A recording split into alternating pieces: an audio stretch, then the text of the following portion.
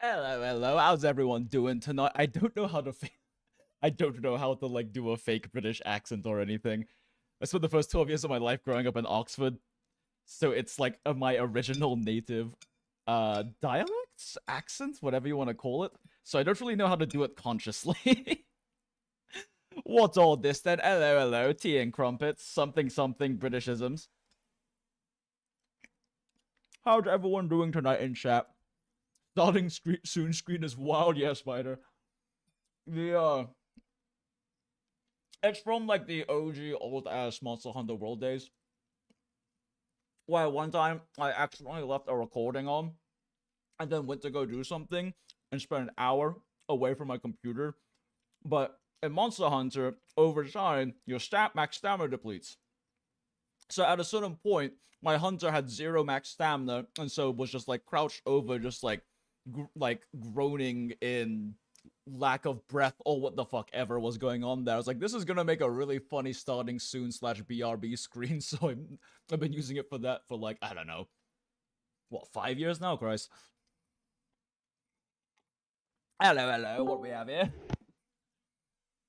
But yeah, unfortunately, I have no fucking clue how to do like a British accent or a fake British accent, because yeah, that's just what I'm used to saying normally. Oh, hi, Lion. How's it going? I have made it back. Hello. My cat has occupied my lap. Friend Lion is in the VC. We're gonna go watch all of this Silver Palace related stuff. I did see GOOOOOAAALS, who, if you're a Star Rail or a ZZ fan, definitely go check out his stuff. He basically does what I used to do, but you know, better. But I did like catch the last like 3 minutes of his stream looking at this, like covering over this. He had like a sponsor stream to go over all the stuff in it. And the 3 minutes I saw looked really interesting. But I kind of put it in the back of my mind, had all that stuff going on last night. And then today when I was scrolling through Twitter, I was like, there's so much Silver Palace like clips and shit showing up on my timeline. I guess I'm looking at this now. So now here we are, and looking at this.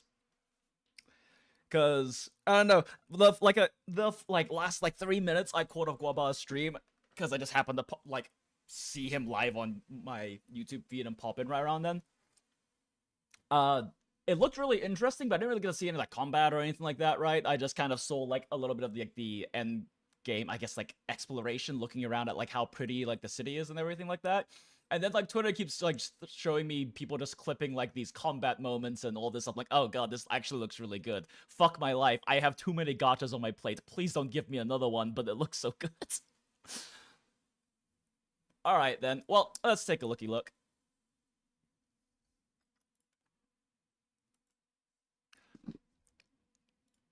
Trailer first and foremost. We have a big case on our hands. Dozens are dead. Burned to ashes. What elegant gloves. What an elegant little place. You may be the best detective. You know it's posh because there's piano being played in the background. Wait. The city. Burton, is that you? The best city. Burton, but older and hotter, is that you? But Sylvania isn't the best city there is. The city Oh, is cute. like liquid silver. Is this actually going to be like a steampunk setting or just Victorian inspired? What is true might not always stay true. Yo, robot horse. Sin and evil Ooh, stalk fun. the city like a stubborn shadow. Yes, what the fuck? I was about to say, yes, I can read Mandarin, even... I am Chinese and definitely paid attention in Chinese school, and I can definitely read what's happening on screen right now, and then she just gets fucking capped? Huh. City like a stubborn shadow. I do need to practice my Mandarin though, I'm so bad at what the Oh shit, it's Lycaon! Why is Lycaon cross-dressing? No hate or anything, if he wants to, go for it. If he's doing it for Hugo especially, hell yeah, but like, why is he cross-dressing? I need an assistant. Oh my god, she really is just older, hotter Vertin, what the fuck? If you played Reverse 1999, you probably know, the main character Vertin, who is also very similar hairstyle, actually. Actually, what does the Vertin's eye color look like? One sec. Vertin, R1999. I mean, they both have like the Victorian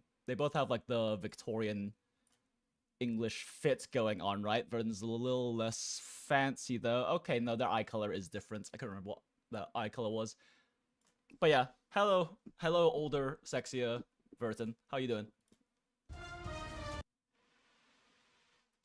Not sure if it's just me cheating because Discord gives me the audio first, but there's a bit of a delay. Oh yeah, I was about to say right, Rowdy. So, okay, yeah, that makes sense.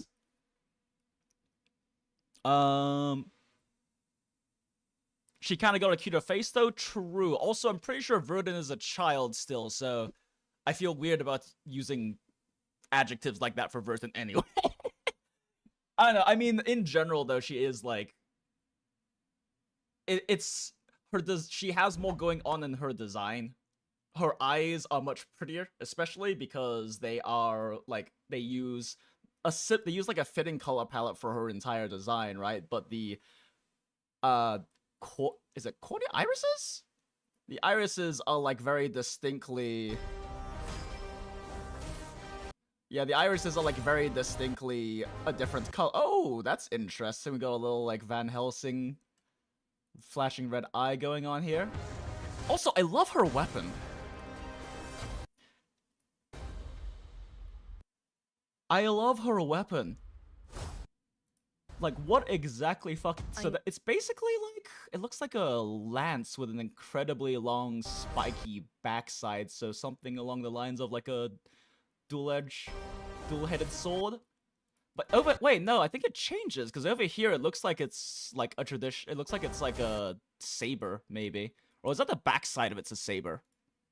Hold up. We do this frame by frame now. This is happening. Okay, yeah, so the backs... Yeah, okay, based on her grip... Oh, shit, she has a Sekiro arm, too. I didn't even realize that.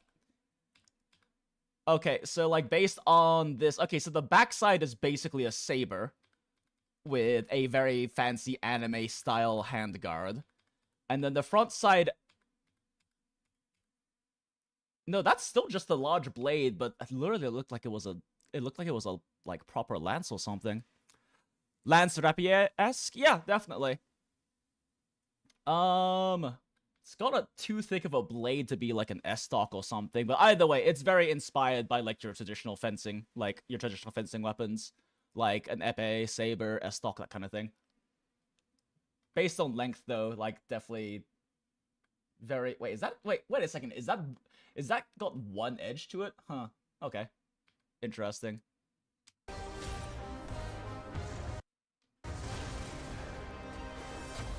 Still, I like the weapon quite a bit, but I also have like a weakness for need an assistant. Fencing style weapons. I'll be your assistant. Never mind. Kind of reminds me of Duet Night Abyss with the setting. I haven't looked that much at Duet Night Abyss. I've heard pretty good things about it, but I haven't looked too much at it just because, like I said, I play too many fucking gachas already. I am scared to get more on my plate. Yo, hold up a second. We capping some werewolves? I'm Alf. I'm here for the interview. Hell yeah! Oh, please tell me headshots matter. Like, if we rewind a little bit, you can see that she, like, caps that one guy in the head. Or at least his head explodes. I really hope headshots actually matter. You shall become my knight in her stead. I need more... Sorry, what was that, Lane? I think that was just the enemy type. Yeah, head explosion Just hit dying the thing. werewolf in the shoulder. Yeah. Do not talk to the detective with that tone. But maybe... Oh, what are you gonna do? Beat his ass. Besides fire, there's another way to turn the skin black. I don't know, if shooting is gonna be like a core but it's combat just too mechanic for characters peculiar. in this game, it would be nice if you could manually headshot things for increased damage output. Because so far, the only gacha I played that actually has, like, solid shooter mechanics is Snowbreak. Which is, like, somehow actually too Gunner for my taste. Wow, those are really beautiful aesthetic pieces. This is the night. Damn, that is... I mean, I know this is a cinematic, but that is really good model work right there. Huh. Like, this is cinematic, so it's hard to say how representative it will be in combat, but I do know there's a 10-minute gameplay showcase. But, like, this is incredibly good model work. Who's making this? Where everything ends! Yo! Admit it! You don't have what it takes to be the bad guy. Fluidalise, is that you? So, like, yo! Wait a second, who is she? I love her. This shit is fucking brutal. Yeah, so, like, a lot of these clips I was seeing on Twitter, I was like, wait a second, this combat looks fucking brutal. I really hope it's good, because I'm pretty sure we saw some perfect blocking and parrying earlier on. Fairy tales mean something else to us. Yo, let's go. I already knew none of us could escape fate. They are doing a good... Oh, that's interesting. Wait. Was that just like a cinematic choice, or is it actually related to the setting in some way? Author. I'm no longer a detective. So why are you still so excited? Oh no, I love her. Oh no, Cat, I don't know, son, I love her.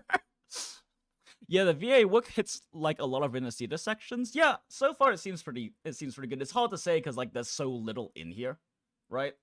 And I'm pretty sure that last part wasn't actually synced to EN dub, which is fine, but...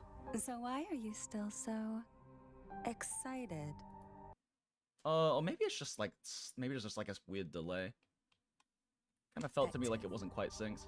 So why are you still so excited?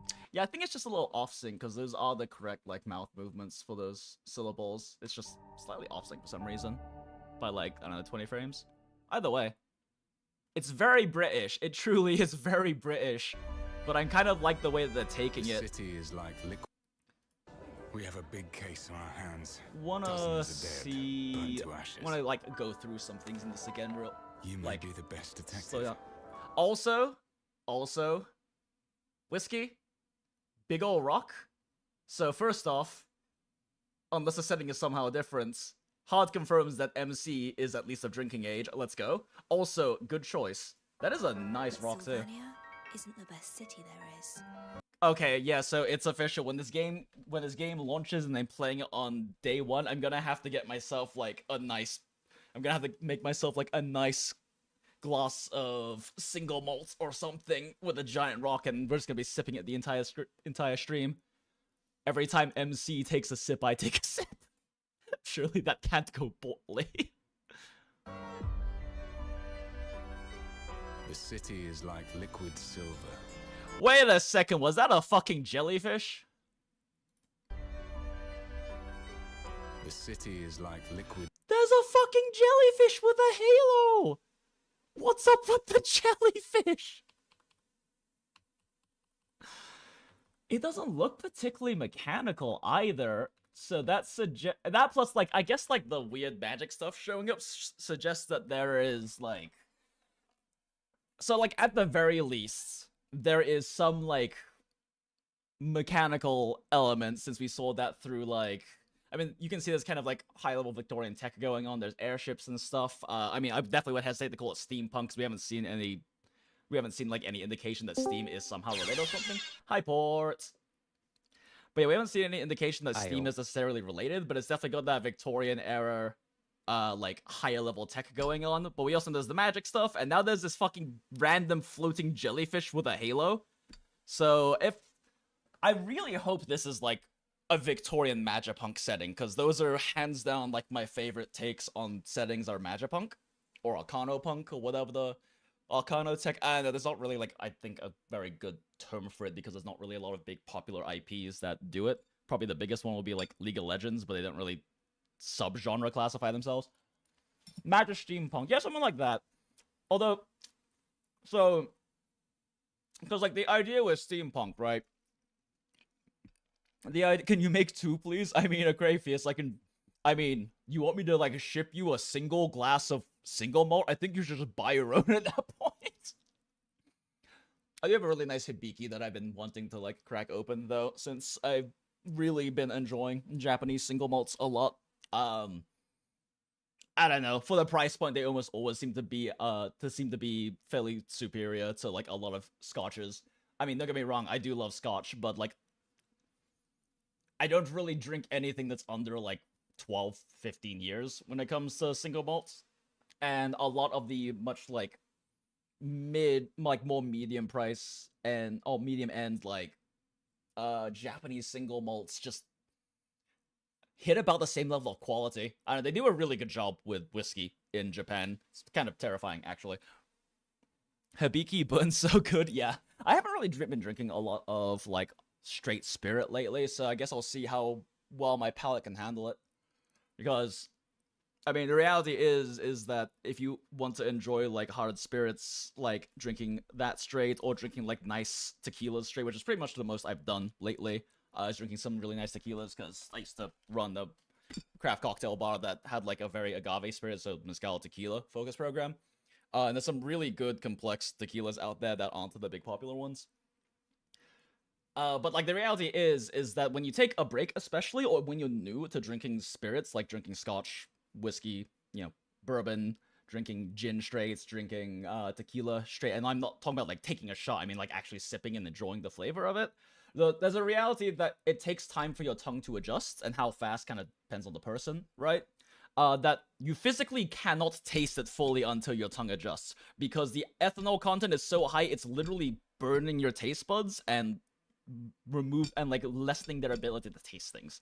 But once you kind of get over that, that's why a lot of people are like, oh, that tastes like burning. Oh, that really burns. But once your palate gets used to that, that's when you can actually start tasting all of the flavors and the notes and all of these different things inside of the actual spirit itself. But yeah, bartender tangent. Ha ha ha. But yeah, no, it makes me weirdly excited to see the MC like sipping what I would assume is a single malt on a king cube. Or I guess in this case a king rock, since it's a carved rock and not a cube.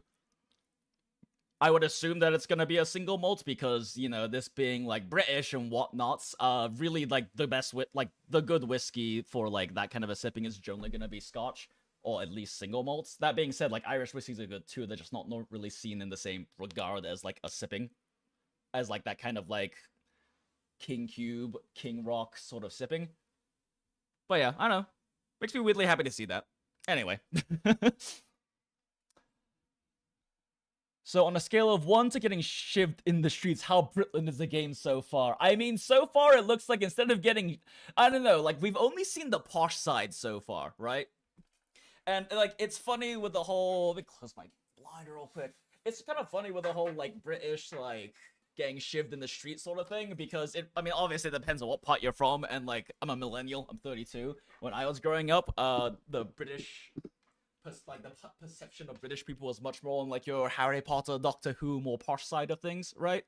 And now it seems like the general like discourse and like perception is kind of shifted more towards like the getting shivved in like East End London, trying to get yourself like some food from a chippy or something.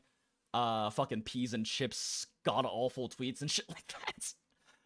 But like in this trailer, we've only seen the posh parts, right? Like this is like the nice part of town. Like this is the part of town I grew up in when I was in England, because my mother was studying at Oxford and then did some TAing at Cambridge afterwards. So I grew up in Oxford, which is like it's like a very posh part of England, right? Very posh little town outside of London. So like this is definitely kind of more the area I grew up in, was like stuff like this basically, except you know, not as fucking Victorian. But we haven't seen any of like the, you know,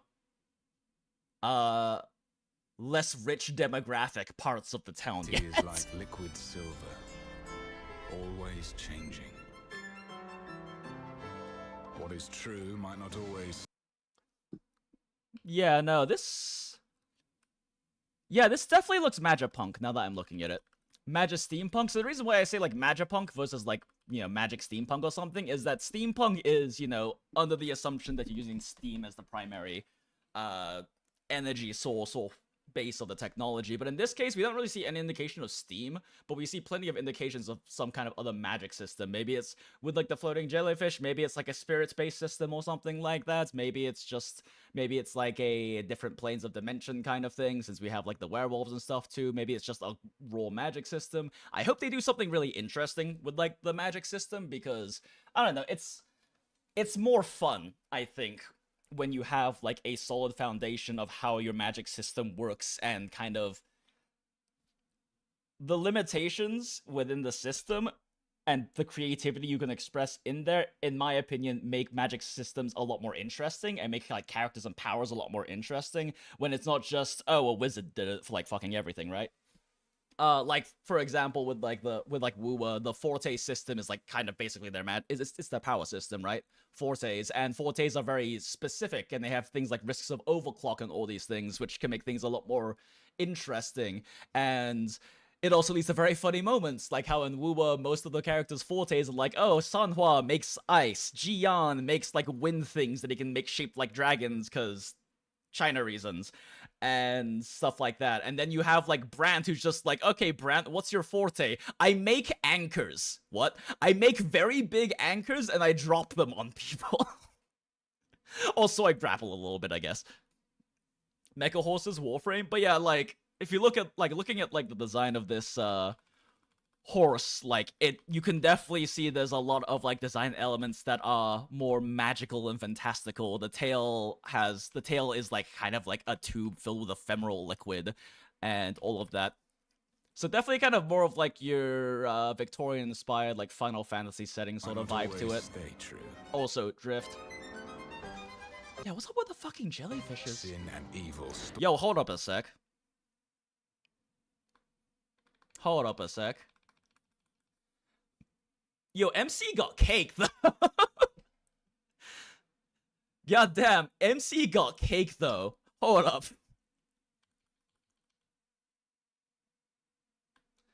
MC got cake and a very cool, like, double-ended S-stock saber, whatever, and like a fucking like pistol to cap people with. Not really much jiggle though, which honestly I respect. Also, cake and medium is premium. I'm loving this design even more now. You're free to have your own taste here on the Goondala, but myself, the conductor of the Goondala, medium is definitely premium. Sin and evil stalk the city like a stub. The hair bounce physics, though.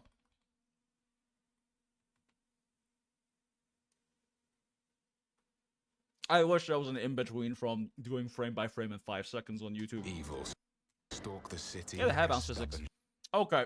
shadow. Do I still have Zhongwen?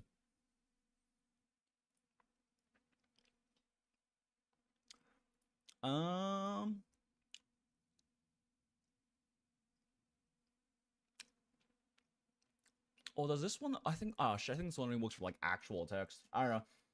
I don't think I have like a proper translation app for this anymore.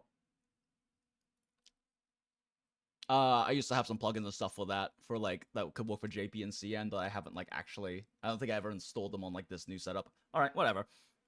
Grapple rail system, Bioshock Infinite, Deadlock. Yeah, no, it's the amount of mobility we're seeing is interesting. Okay, but like, let's take a look at this. Okay, so random little characteristics, percentage. I'm assuming this is percentage chance. Like this is, you know, a werewolf or Lycaon disguised as a blonde woman or whatever. Drops. So drop right there. Character. Character name. No idea what that is, but it's interesting. So you have like this inspection ability to see if these random passerbys are actually monsters in disguise.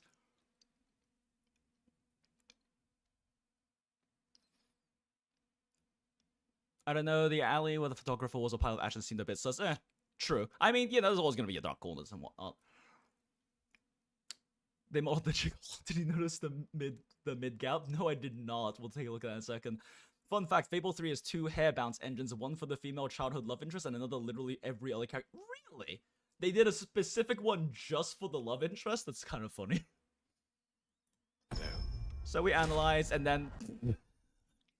It's still just fucking kills me, just like the sudden capping. And it looks like it's what? It's an M2 input. Yeah, oh, it's an M1 input. Okay, I've analyzed them. Time to cap them. Wait a second. She caps her in the fucking head, too. Straight in the fucking dome. Holy shit.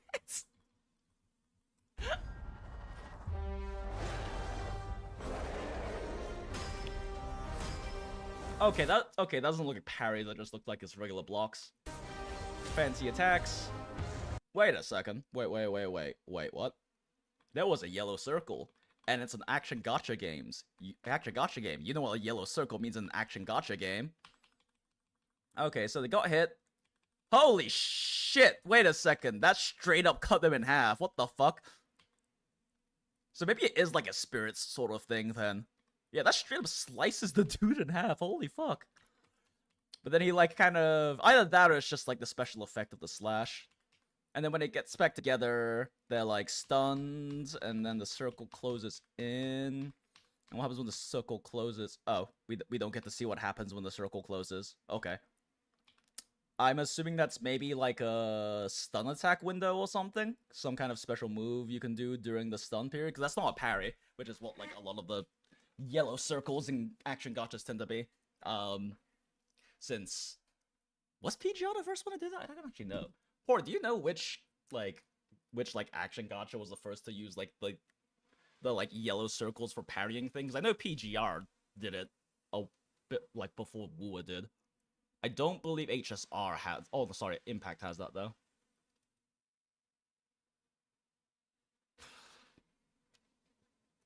It went back and it seemed like the badonkadonk was jiggling during the whole spit, just that her entire body was going up and down. Yeah, I mean, it doesn't really look like MC has that much jiggle physics, and honestly, I respect that, because she has a really athletic build, which is good, because she's clearly very good at melee combat. It's okay, it's not a human enemy, so it's not chaotic. Whole legs face through a scope when she was shot, I didn't notice that. It looks more like special effects than model actually being bisected. I mean, that's very possible. It could just be special effects, but it also... I mean, we'll have to see if there's, like, other stuff in the gameplay that kind of suggests that maybe they can't... Maybe that you do have to, like, disrupt their spiritual body or some bullshit. Ultimates? This guy's fucking face. Hold up. Oh, so... Dude's right there, and then the attack just fucking yeets him into the air. Oh wow, that's really nice deformation. Damn, that's really nice posing. Yeets the guy into the fucking air, and then just drops him on the ground. Oh wait, is he stuck floating? Oh, is this a crowd control ability then? Yeah, it looks like this is also a crowd control ability then. Huh, interesting.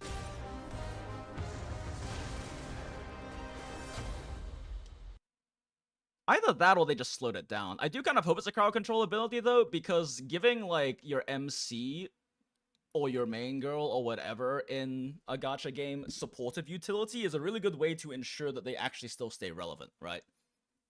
Like in Star Rail, when they made Stell into a harmony unit for break teams, and now a remembrance unit as just a general support. Like, she maintains a lot of relevancy because of that, but she's not, like, overpowered, like, best DPS you can run sort of thing. But having them as a support gives them some relevancy. Black Beacon's also doing that because Anzu, who is... Oh, not Anzu, sorry, that's her bird. Fucking British Anby, Zero. Zero is your free-to-play, like, sidekick best girl, basically your playable MC character, and she has an attack buffing kit.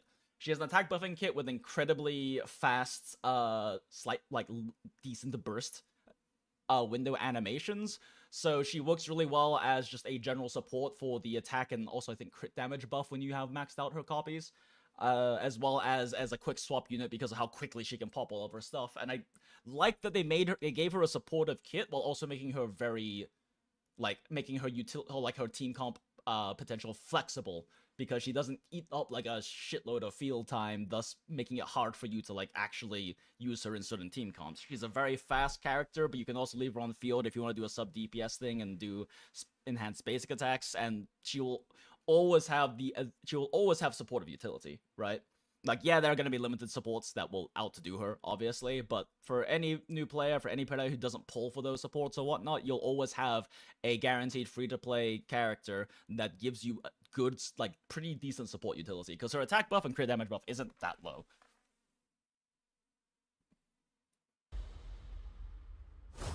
God, that's such a cool weapon, though. I love it so much.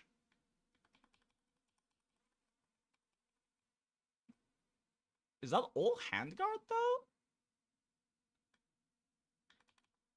It kind of looks like the handguard obstructs two-handed use, though.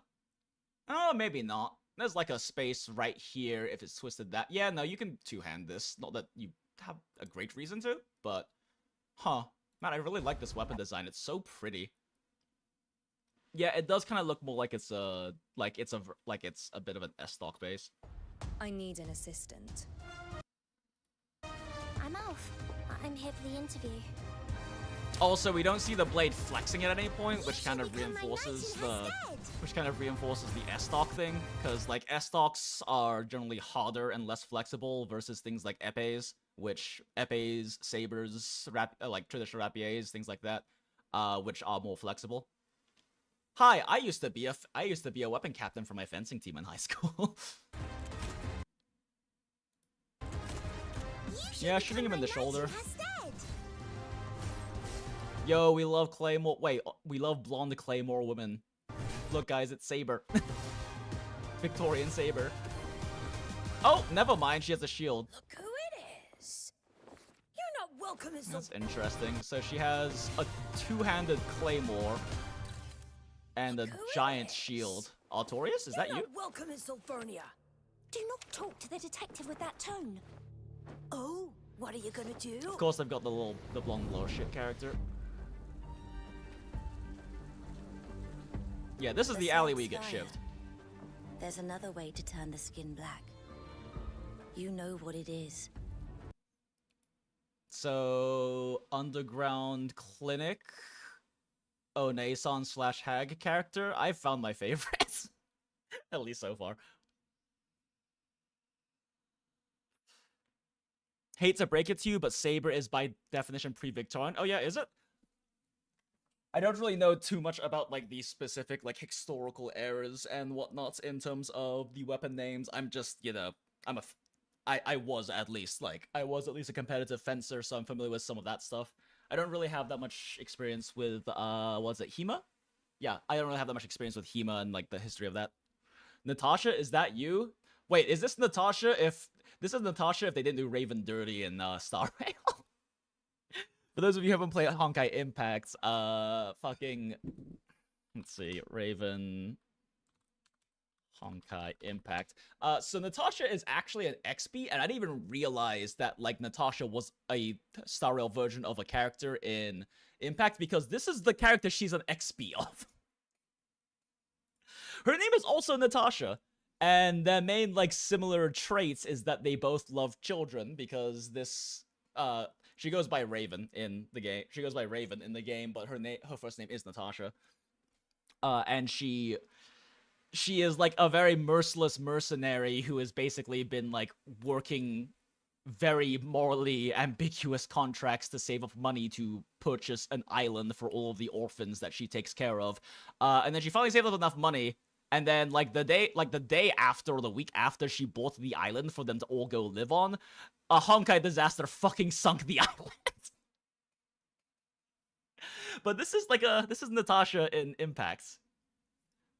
Yeah. So this is Natasha if they didn't, this is Raven if they didn't know who's Dirty. But it's just too peculiar. Let's go. That's cute. It's a cute expression. Yo, okay, candle dudes. Very flamboyant JoJo villain candle guy. We love stands.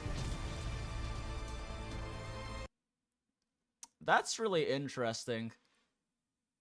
So this is clearly something for forging or whatnots.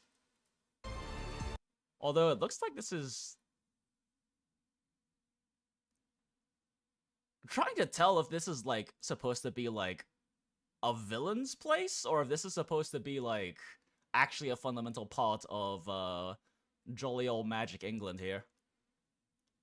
Huh. Interesting. Maybe, because it's broken and it's damaged up here, but maybe that's part of the thing with it. Story, plot-related thing. The clock strikes 12. Yuri? Yuri. Yuri? Strikes 12. Yuri? Oh, the awkward... Strikes 12. Offers my hand. Doesn't take it. Awkward Yuri pause. What's it? Coping and seething over here. Regrets... Immediately regrets not taking her hand. This is the night Crying because she didn't hold her hand. where everything ends. Yo, okay.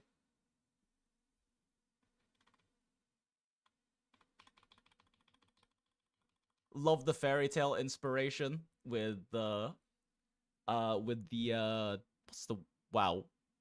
What are those things called? Not carts, not trolleys. Holy shit, my brain is not doing word recall today. But anyway. Love the fairy tale inspiration here. Admit it. You don't. So, villain character that will undoubtedly become playable later on, surely? Ooh, she has nice expressions. Yo, what the fuck is that? She has... Wait, okay, this is either a gun blade or it's a gun with a gigantic fucking bayonet. Yo, let's fucking go, girl. It has a fucking drum mag. That's so fucking good, though. Oh, and then she literally... Then she literally kicks your sword out of the way, because fuck you. Yeah, like, this is like a fucking drum-fed rifle with a bayonet the size of a claymore. What the hell? I love it. That's really cool weapon design. Oh shit, she knocked the MC's weapon out of her hand. Damn, okay. She literally kicked the sword out of your hand. Damn, alright. Don't have what it takes to be the. Oh, and then she also has claymores, and she's also Gilgamesh, I guess. Okay. So she has her blade rifle, and then she's also Gilgamesh. Cool. I see a barrel. I also see a barrel, but also a very long blade on it, right? Oh, wait up. Oh, yep, there's the jiggle. There's the jiggle. We found the jiggle, guys. God, that is a vicious kick. Also, like, the snapping of those frames is really good. You don't. Yeah. Let's see. Yeah, like, there's definitely a barrel there as well, right? But there's also... I don't know, it looks like the fucking bayonet goes down the entire length of the barrel. Oh, or does it? Oh, maybe that's actually not a bayonet. Maybe that's just like one of those weird like tubes with magical what the fuck ever going through it. Yeah, no, actually that looks really... Okay, maybe that's not a blade. Maybe I'm wrong. Maybe this is just a gigantic fucking drum-fed rifle. Alright. I don't have what it takes to be the LMG ready. guy. Her belts are bullets? Wait, did I miss that? She got bandoliers.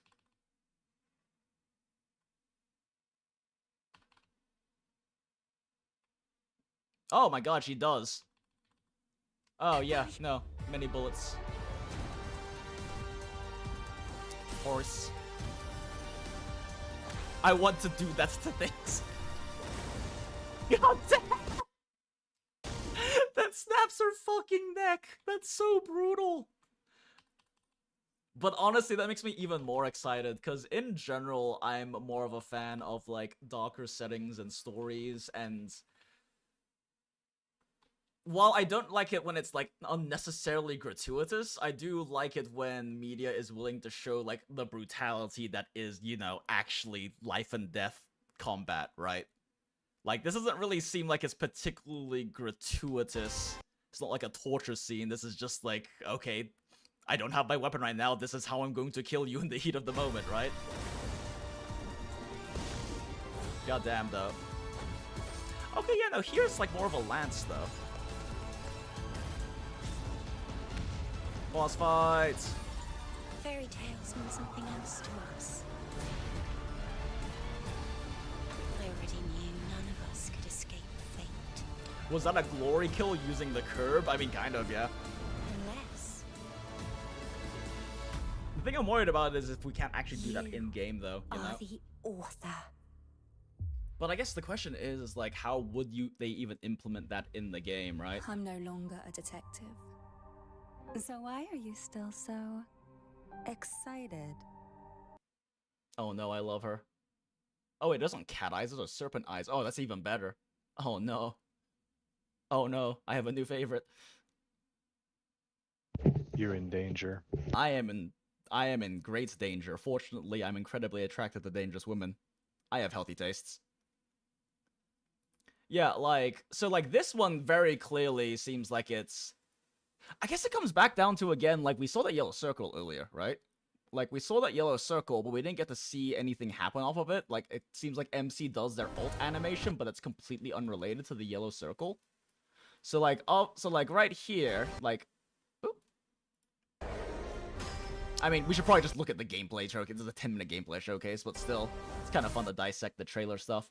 So like, they're clearly stunned, right? Yeah, like, so like, this stuns them, and then they have this like encroaching circle thing, right? That could just be their stun timer, but with the fact that they have in this trailer, like certain moves that definitely look like they're like, for lack of a better term, they're like Ubisoft like kill animation special attack sort of bullshit, right? Like, for example, if that was an indicator that you can do some kind of finisher or special, like, stun attack, like, this would definitely make sense to be one of those. This would definitely make sense to be one of those, and also, it's just fucking brutal. Oh my god, I love her expression. I love her so much. I kinda want to draw her now. God damn. Like, that could also be one... Like, maybe they would have some special attack animations specifically for, like, flying enemies that have been grounded, right? Because they'll be on the ground, so you have different animations. That, or it could just be, like, a cutscene thing, right? But it would be really cool if they implemented this kind of stuff in the game.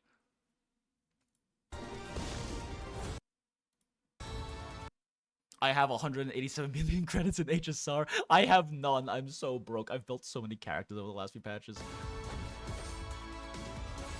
Wait a second. Is that alright? Oh my god! Yeah, no, she actually has all of her little Irelia swords going. Is this in 1080p? It doesn't feel like it's in 1080p. Let's do 1440. Oh, it's still not that great. Oh wait, I think it got worse. Yeah, we can't really get anything too clear, but... Oh, they're chained to her. What is going on with this girl's weapons? She really is Gilgamesh. What the fuck? So she's got all of these little, like, pythons chained to her fucking dress. Or her waist, it looks like? And then she has, like, yeah, also the great swords. Okay, so she doesn't actually, like, have floating Irelia weapons. She has them physically chained to her.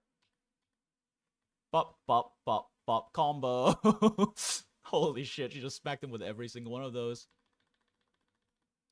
And her main weapon she swings... Wait a second. Oh, no, she has her rifle on her hip. Her LMG, let's call it.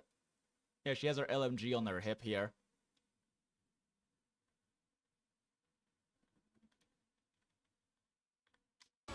Yep, there's her shooting the LMG. Fun.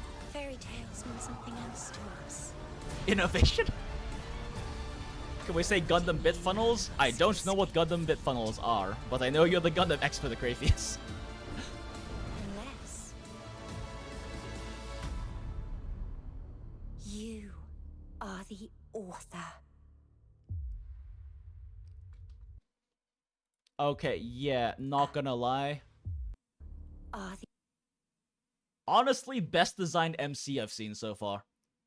Like, Be awesome. I love Stella, and Stella's my spirit animal, but just purely in terms of, like, visual outfits design, as well as, I don't know, just the vibe they give. Their aura, so to speak, for lack of a better term. Author. Peak MC.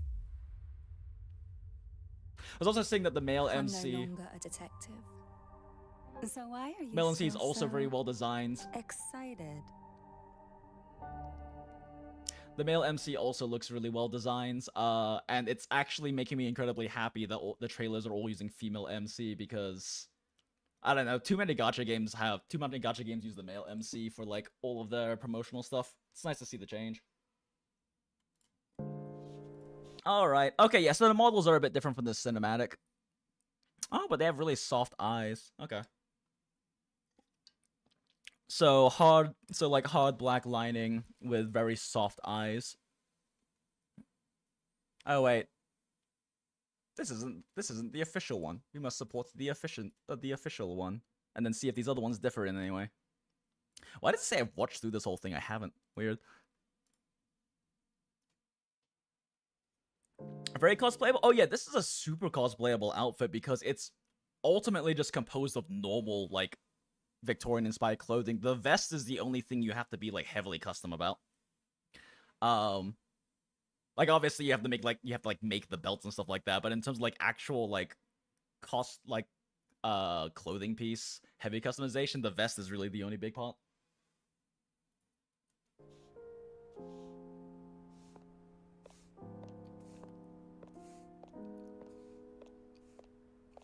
Yeah, no, MC is fucking gorgeous in this game. Holy shit. God damn it, I'm gonna have to play this game, aren't I? Yes. Yes, you are. Oh Me god. too. It looks so good, though. I really want to see what the combat looks like from this demo, from this showcase, though. There's your maid. Oh no, she's a robot cat. Or, I don't know, Yo, she's got shotgun shells on her dress, though. Let's fucking go. She has shell bandoliers. That's incredible. And then this weird little cat tail tube thing for the various magical, ephemeral, wibbly wobbly liquids we've seen pumping through technology in this game. 幸好这里的租金不贵， Yo, let's go CNVO. 不然搬起家来又是一笔开销。 Wait, I recognize that voice actress. Oh? Oh? Who died and came back? Don't think it was me. Yo, wait, we have 4 characters. Okay, I like that. Allows for more interesting rotations and stuff. I did remember seeing on Twitter this QTE gameplay, so I'm interested to see how they implement that. And I'm assuming by QTE they mean like PGR or Impact style QTE.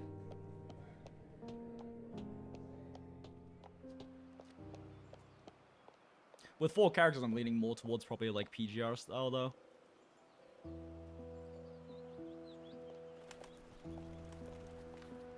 事务所之前闲置了一段时间，却没有租给其他人。看来这也并不是黄金地段嘛。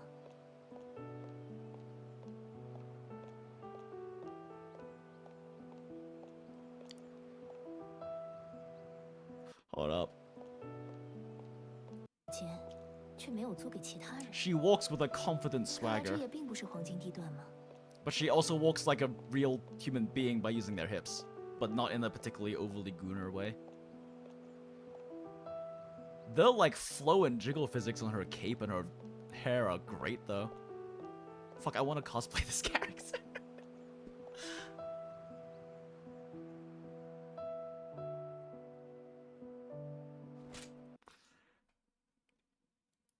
Going with the less hard-lined, very soft eyes is like a very Chinese aesthetic to go with too. It's interesting. I do think it adds a bit of differentiation between this and like its competitors, right? It still is fairly reminiscent of WuWa because they both have that more, for lack of a better word, mature tone to them. And more like, I don't mean adult as in like as in like quote unquote adults or adult material or anything, but they don't look as Disney, I guess. And I always feel like MiHoYo stuff as models are always a lot more Disney feeling, a bit more like anime in like full cap sort of thing. I wish hair looks like that in real life. Yeah, I have hair about that long. Actually, no, I don't. That's a lie. My hair goes down to like just about my tailbone. But yeah, it does not work like that. And I walk about as much with my hips as she does. Like, this is basically how I walk, actually. And my hair does not fucking do that. Also, just her hair design is so nice. You've got this giant pony that splays out like really nicely. It creates like nice intersecting lines and really complements her figure as well. Like, and then she has like your mid-hair cut, but it's got a lot of messiness to it, which makes sense because like she's a detective, right? And she's not exactly making herself super prim and proper, spending that much time in the powder room. The single curl is an interesting addition to it as well. We love Bronya curls. I don't know. It's got like a good amount of asymmetry to it, which I enjoy. I also enjoy how like the structure. So like having like messed around a lot with like illustration lately, and kind of like learning how to do more anime stylized stuff because my background was being a classically trained like traditional medium realist back in the day, human figure stuff mostly. Like this is kind of like a very typical hair structure for a lot of anime haircuts, where you kind of have like the bangs that aren't like straight bang, but bangs that go through this top, and then you have like the hair curls crossing over the cheeks here. It's very common to see amongst a lot of female hair character designs, but this one's particularly interesting because it cuts in a lot more.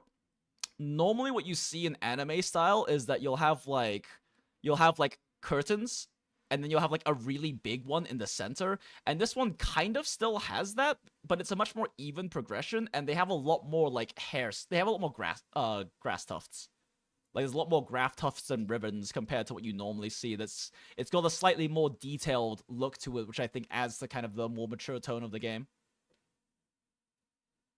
I recently had about 18 inches of hair cut off since I only get a haircut every year or two. Yeah, I mean, similarly, I don't really get haircuts that often because my hair is so long, and like I have a side shave on the left side of my head, but I can just two-guard my own side shave just fine.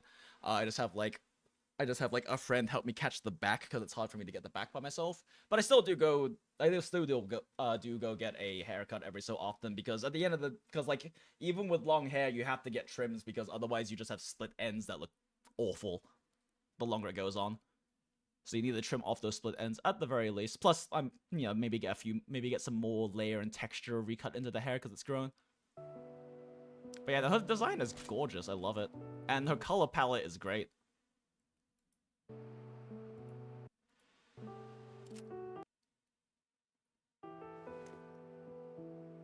Adorable.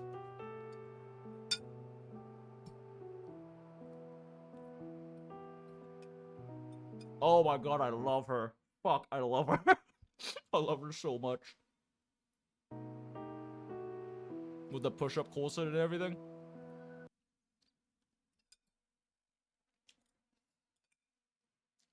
So far, though, from the character designs we've seen, the only character with this kind of, like, booba physics where it is, like, pushed up is someone actually wearing a corset, though. Which is kind of nice to see. Because you see in a lot, especially in a lot of, like, anime style, especially in, like, a lot of gacha games, because Gunner shit, where the characters will have, like, this push-up bra, style boobs, despite them not wearing anything that should do that. Sorry, I got a piece of rice on my keyboard, one sec. Oh, no, fuck, what am I doing? It's okay, you can live there now. But you'll see that pretty often, right, where they have that push-up style, but not actually wearing, like, anything with that level of push-up or undercage, right? But it's nice to see that they actually made this look like what it looks like when you have a corset on. And it does look a little weird from this angle because she's leaning back so much, but it does kind of look like they did do a decent job with like actually showing what a corset does.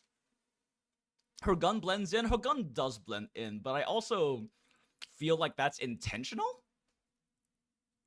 Reminds me of Camellia. Yeah, she does have the...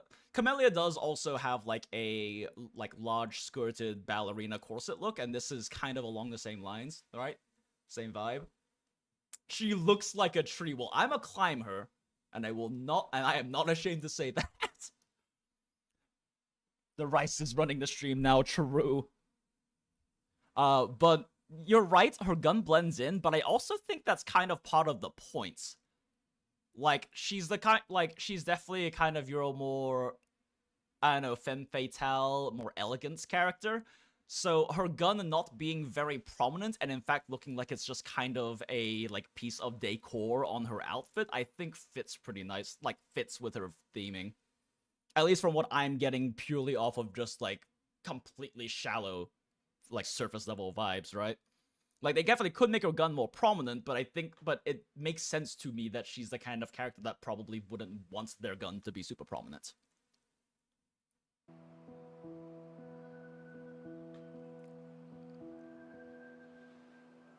What a handsome man.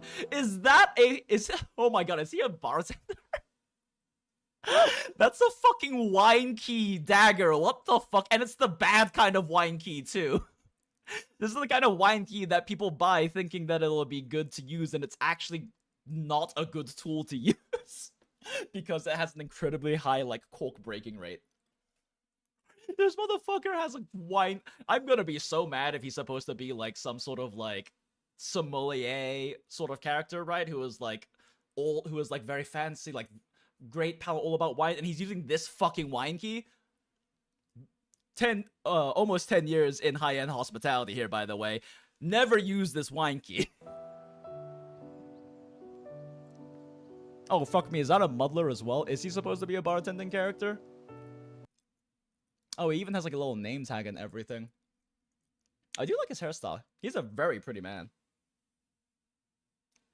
Oh my god, he's so pretty. Look at him. I love his little hair floof. But no, like, actually very gorgeous design. I'm glad to see that they have, like, some nice husbandos, too. Balance is a good thing. As much as I'm a Yuri lover. Yo, the heart beats. Yo, the heart beats. I do like this. This is interesting. Because, like, they have this... They're using, like, a consistent design element, but they're using the design elements with things that... With different things that share the design language, right? Because, like, this is obviously, like, a old school, like, Victorian style syringe, right? Where you put the two fingers through. And this one, too, is kind of like that, but it also looks like surgical calipers. And then you go over here, and these actually look like very much like scissors or calipers. And over here, too, you have this little thing right over here. But, like, these all use the same shape language and keep, like, a design consistency through the design. But they're for, like, different tools. Like, these look similar, but, like, this is a syringe, this is probably a pair of calipers or something, this is, like, very likely a pair of calipers or shears or something. Like, it's interesting that they decided to do that. I think that's a really creative way to handle design. And also, so far, I'm really liking how the designs don't have, like, random bullshit. Right? Like, the design elements they're using are very grounded so far. Although maybe MC's is kind of the exception. No, even MC, like, they've got this... So they've got, like, these floral/sun buttons. None of the design elements are particular... Like, this just looks like regular, like, engraving on, like, a fancy brass thing, right? This is the only one that's kind of, like, what is this? But it could have something to do with her actual theming. Like, all of her design elements feel pretty grounded, right? Hemostat hairpins? Hemostat? Hepostat? Oh, interesting. Calipers are for measuring... Oh, yeah, I'm probably quoting the wrong term, right? Hemostats. Oh, yeah, you're right. Yep. Hemostat, 100%. Yeah, that makes sense. I don't really know a lot of this medical... Or, like, the actual proper medical tool terminology. I mostly know that one because my mom gave me one when I was, like, 12. I'm like, here's your hemostat. Interesting. I don't know why, but it has been useful over the years. Interesting. But yeah, like, her design's very grounded, right? When you look at, like, a lot of, like, this is especially noticeable if you, like, do fan art, which is like stuff I have like working on being able to do better, is like illustrating fan art for characters I like, right?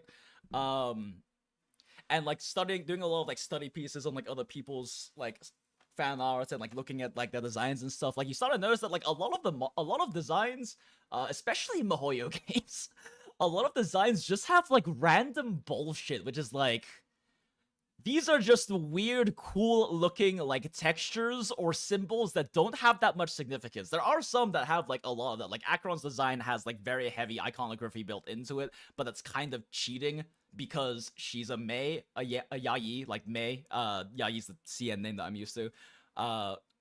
She's a Mei XP from like the Honkai series, which is kind of cheating because Mei has so much like design iconography and like design language built into so many of her past versions. Like they have way too much to draw on. But like so far, it kind of looks like it's like, you know, what's the word? Like not rot, but like some kind of like, the only thing I can think of is like that weird rot thing, that weird rot disease thing in Arknights, but like that sort of thing. And it's coming out of something over here, it looks like. I don't know. Can't really... They do like a... Yeah, it's kind of coming out of this little thingy they have over there, so that's interesting. This character, lots of little... yeah, stars. That cutesy stars with like the little angel wings in the center. Like, very grounded design elements that have a lot of like shape... have like a lot of shape language consistency. I like it a lot. And then... feathers. Spiky tiara. I guess leaves? Probably flowers. Some kind of flowers along with more floral elements, and then the jewels, which really kind of like pushes the, I don't know, what would you even call this? Like a cabaret sort of vibe going with it, along with the roses. So lots of floral elements, a little bit of gemstone, and then like feathery elements for like the shoulders to kind of add a bit of... what's the word? I don't know. It makes her... if you removed these feathers, her outfit would look a lot more innocent, softer, but the feathers add like this like sharpness to the design that, and also kind of widen to give like that visual, that design element of like kind of shoulder pads or wider shoulders that makes it look more dangerous, kind of adds to the femme fatale thing. I did not expect to sit here and like dissect their character designs, but I'm really liking them, and I kind of want to draw a lot of these. I guess that's... yeah, I think the feathers are a big part of what's kind of giving me that like more dangerous femme fatale vibe. Because if you remove those feathers and then like change the color language a little bit, this could just look like, you know, an elegant dress, right? And yeah, this guy... oh, is he even wearing a fucking apron?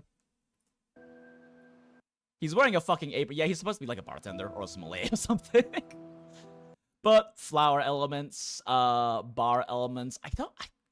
I wanted to say that's a muddler, but it does not look like a muddler. Not really sure exactly what that's supposed to be. But like also the right hand pin. I mean, could always say like the waistcoat and the tie are like a bartender or sommelier thing, but like it's Victorian inspired. Fucking everyone's wearing that shit. The guy is supposed to be a bartender. The website says it. Yeah, no, that's pretty much exact. I mean, if the website says he's a bartender and he's like hard confirmed by developers to be the bartender character, that means that his design language is working really well, because I saw this and thought he looks like a bartender. He even has like the really shit wine key as a dagger. But yeah, no, like they did a good job with his design. He looks like a bartender, but not a boring one, with interesting design.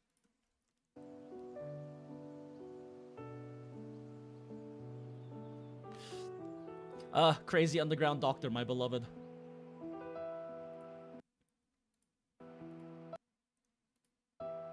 Oh, interesting. It's just this little thing here with like the wax seal on it that kind of reminds me a bit of MC's like back thing, but I don't... there isn't really like a consistent thing, like a consistent thing of that design on everyone is like, 'cause I was thinking, oh, maybe it's something like, you know, like the fucking Forte mark or whatever, or it's like a power source, but I don't think that's the case. I think it's just a personal design element of hers. Huh. That's interesting. The neck piece looks a lot like looks pretty heavily inspired. Maybe it's just the red and gold too, but it kind of looks to me like it's a bit inspired by like a lot of like traditional and festival like Chinese dresses. So I'm wondering if this character actually has some Asiatic influence in them as well. Also, just like the tired dead eyes, love it. I love this character.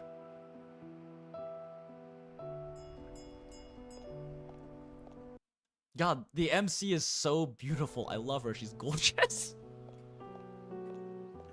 社会是个混沌系统，将毫不关联的碎片串联在一起的，是逻辑，亦或是狂想。 She's gorgeous, and she has that like not super tall, but like adult woman model proportions that I like a lot. 靠你了， She 小马 doesn't look like a 快点跑吧 teenager.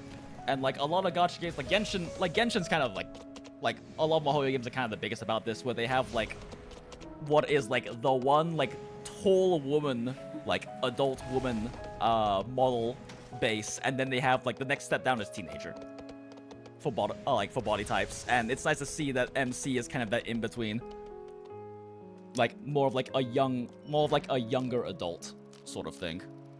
Also, horse drifting. I was spending so much time like staring at MC's like proportions and model designs. I like missed all of that. So we have a horseshoe system, and then we have horse stats. Stamina, speed, probably. No idea what that says. Swapping or something. Max health, which the fact that they have health is interesting. That suggests you can use them in combat, so that's interesting. And then time cooldown something, maybe? Interesting. I did see, like, I think Guaba, like, rewinded to this part at some point in, like, the 3 minutes I was watching his stream, and I said something along the lines of, like, I hope we don't have to pull 11 pieces to get the horse, because he was mentioning, like, horse gacha. And if you've kept up with, like, any of, like, the general gacha sphere drama stuff, you're familiar with the Infinite Nikki, 11 pieces for clothing gacha thing. That's a big thing right now.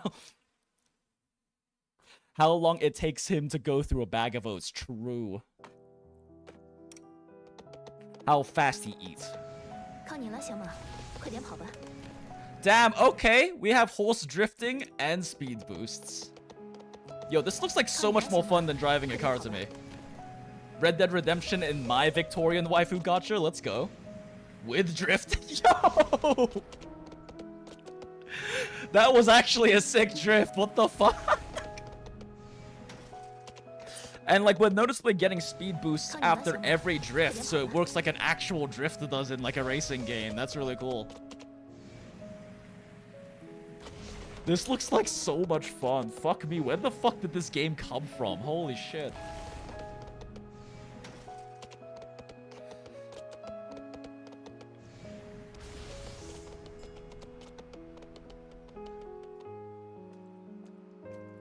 Horse gacha, you know Uma Musume does actually have a gacha. Yeah, no, I mean, Uma Musume was a gacha game well before it was an anime, but apparently the anime has got like surprisingly incredible action scenes. Kind of makes me want to check it out, but yeah, Uma Musume started as a gacha. Very familiar with Horse Girl game. I haven't played it, but I've been in the gacha sphere for long enough and have enough friends who played a lot of different gacha games to be familiar. Very boring one. Depends on what you're into, right? It's kind of like that. It's kind of like that idol, like, and I don't mean like idol as in not doing anything. I mean idol as in like Kya music, Kya like singer idol thing, IDOL, right? It's kind of like your idol game thing where it's not where it's like the actual races and stuff are automatic. It's about like raising your characters up. It's about like building like the idol master games sort of thing, right? And a lot of people are into that. I personally would find it fairly boring, even though I do like the whole like min-maxing of resource usage and stuff. I would probably find that sort of thing fairly boring, but it is what a lot of people like. Because for a lot of people, gacha games are supposed to be like casual idle things that they like play like in Japan, they'll play on their subway ride to and from work sort of thing, or they'll have like running for a little bit of dopamine, but they don't want to have to like actually exert the mental effort to like game as hard, right? Like there's a lot of idle, and in this case I do mean not doing anything IDLE. There's a lot of like idle gaming games that exist in like the mobile market, and also and especially the gacha market, because that is a niche that's the market that sphere of gacha games fills. So whether it's boring or not, like, it just depends. Part of what I like about Nikkei as a game is that Nikkei fills both of those, because Nikkei is like very much kind of heavily marketed as, and for a lot of the player base, is like an idle game where you just set it to auto and then watch the assets bounce, right? But it also has incredibly deep mechanics that you can do to do some crazy tech and crazy molding, which is the part I kind of enjoy about it. But you have the option to do both. You can either be like a massive molding sweat like I am, or you can just stare at the tits and ass jiggle while you play auto.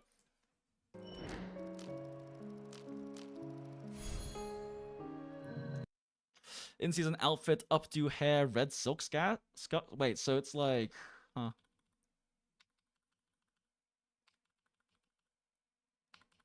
So it's like listing.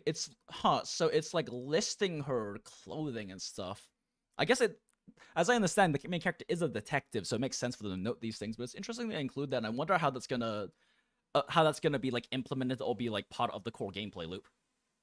Because I'm really hoping that they actually really integrate that like detective inspection element as like a core part of gameplay as well, and it's not just like a little tack on alongside with like the core combat. I hope the core combat's good too. And it looks like it's going to be at least fairly cinematic based on the previous trailer, but the system is very similar to dog drifting in Monster Hunter Rise. Oh yeah, no, definitely. Very much so. Me alt tab all tribe tower runs. Yeah, exactly. And even your dailies. Every fucking time. Mid-calf skirt. Oh, okay, they actually have translations now. Or maybe they did on the previous one. I just didn't turn on captions. That might have been a thing. Okay, mid-calf skirt. Yeah. Smell of blood. Okay, that must be... Okay. Obvious smell of perfume. Avoid strong lights. And then, yeah, interesting warning. It's an evil thing. I just love her, like, fucking... what's it, like, like, Wild West Cowboy Showdown, like, quick shot, right? Like, this is like a classic quick draw. Like, this is... Yeah, one hand immediately brings it up. Other hand immediately gets ready to, cock... To, like... What do you call it? Cock the thing. Cock the hammer. To cock the hammer, and, like...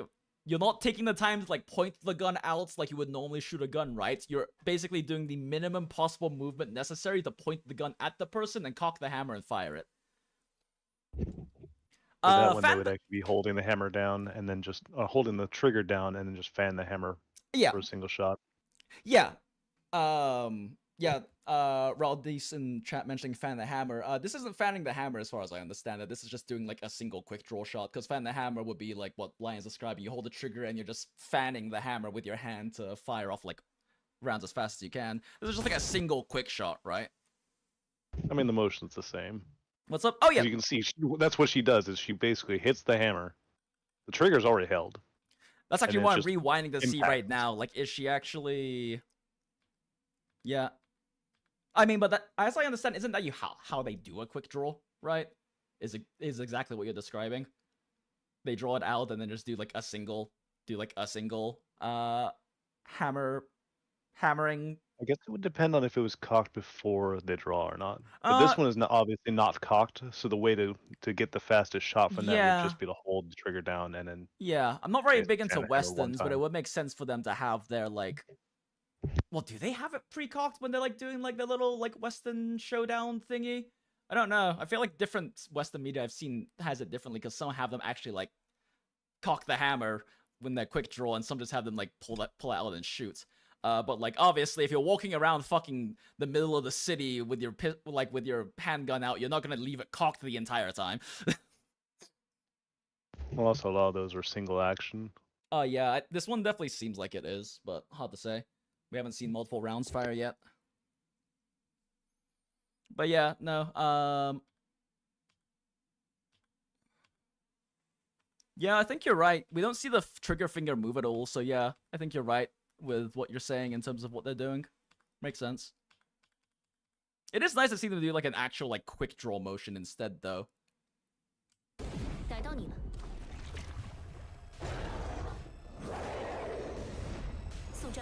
mean, the skirt technically wasn't real.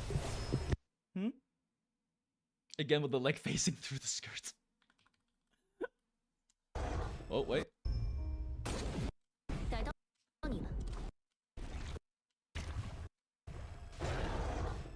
Wait, are you talking about like the werewolf's leg phasing through the skirts?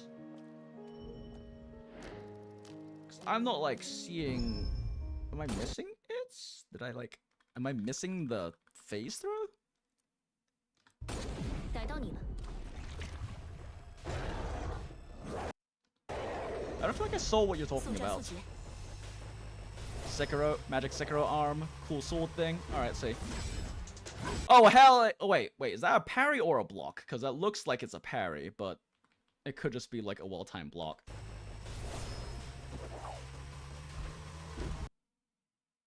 Why is she turning around? Why did she 180 there? Wait a second. Okay. I'm like trying to look for like inputs in the bottom right. To see if there's like any like indication of pressing a button, cause like, so like, she parries here, but none of the inputs are lighting up when she does so. So is it, so does she have an auto block if she's not attacking? Either that or, trying to like look at this. Yeah, it doesn't look like the inputs are flashing, but maybe they just don't in this gameplay trailer.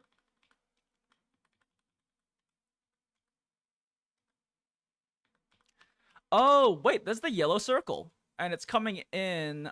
So, I mean, this definitely suggests it's a parry. Plus, we can see that she's, like, actually taking some kind of a... She's making some kind of an animation before the attack actually hits. So, presumably, this is a parry. Or it could just be a block. It looks like she's swinging, though. So... Yeah. Parry. So, probably a parry? Although, with the knockback, it seems kind of weird that... Huh. Interesting, that phase through her first. Like, here it just looks like she's still just, like, holding a block animation, though.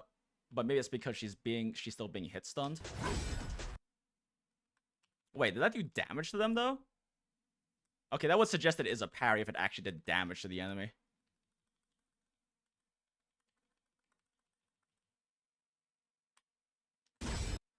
Yeah, like... Oh, wait.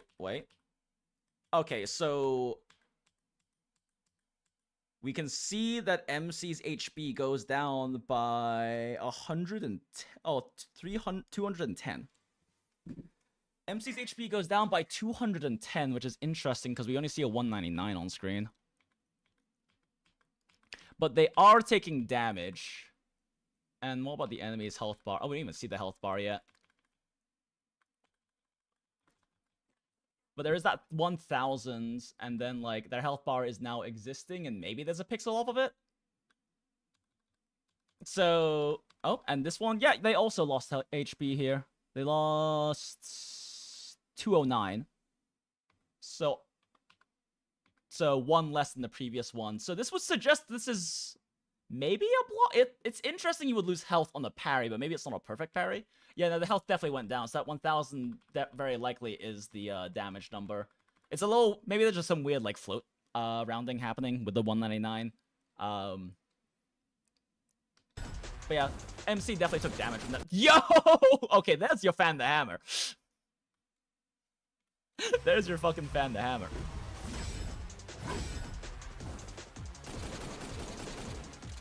Oh! Actually, 6 rounds. Yo, wait, that was a sexy reload animation. Yo! The animation work is so good in this game so far.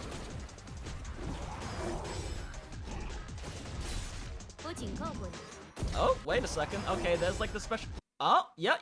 There we go. Okay, yeah, so like... Let's see. Okay, so they've got that attack going in, and then... I still can't tell if it's a block animation. It looks like it's a block animation, yeah. Like you do like a... Maybe it's like a block system with like perfect timed blocks giving you extra stuff. Because, like, right here... Alright, shooting. So, like, they're attacking. And then they block them. And that... And then they block another enemy. And both of them lose stagger meter as a result. And then, like I was saying earlier, it looks like there's some kind of... I guess, yeah, some kind of stun attack. Some kind of finisher thing that you can activate when they're staggered or stunned or... guard broken, whatever the fuck you want to call it in this game. And so she gets to do the cool finisher attack. Oh damn, that is a brutal expression. Yo, hold up. Oop. Yo, let's go, girl. Wait a second, is she capping him too? I didn't even realize she was capping him too. That's great. How? What's right there? I don't know, I just missed. I was staring too hard at like other things on the screen, I guess.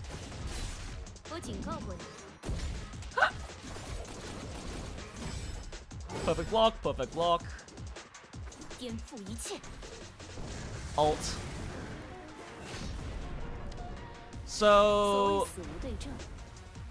It's still hard to say because we haven't seen them do like a hold block, but like, if it was a parry system, it's weird that they get knocked back when they do the thing, and B, that like multiple attacks will like kind of stagger lock them in like a blocking motion. So it suggests to me that it's more of like a block system than a parry system, maybe. Oh, it's only a frame right when she's shot with like the leg phase thing. Gotcha. When the enemy enters the Jimmy's Russell state, press X to shift them, governor. Pretty much. Warrants noticed, target apprehended. What was that? Press T to view warrants details. Oh, okay. Oh, I pressed M. The intelligence acquired. Oh, interesting. So we're trying to work our way to unlocking a fights against, or like finding and fighting this boss, the Wolf King, and we're doing that through presumably warrants and gaining more clues and information, sort of thing. So, this is a neat system. Yo, that is a good-sized map with a good amount of icons. Okay. And we got all these little dots around here. Fun. Kind of reminds me of, like, some of the better Ubisoft games, like Watch Dogs. Horse. Wait, is that like a... Yeah, I didn't see, like, an input for that. Oh, wait, no, maybe? Was it the V inputs?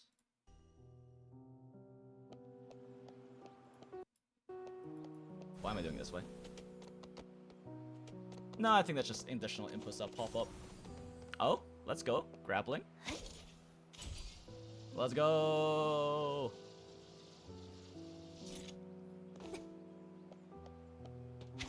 We haven't seen her jump yet, though, have we? Because, like, my first thought was, like, can she jump down from there? Or are these, like, taking you from, like, fixed 2D planes to fixed 2D planes? Wait, what the fuck was that on the wall? What the fuck is that?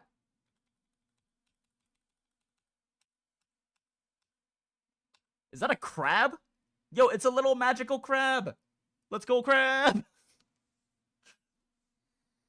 Big bug. Kinda looks like what are those called? Ammonites? Or whatever? That's a smooth animation. Chato. Bruh! What?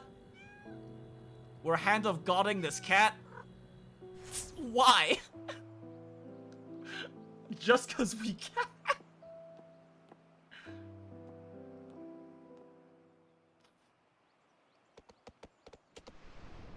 Let's go! So there is like free flying though, which suggests that there's... 俯瞰城市全 I don't 景 know, we still haven't 有 seen 助于 us 思考 jump yet or not, but like... 每个角落还有我没注意到的细节。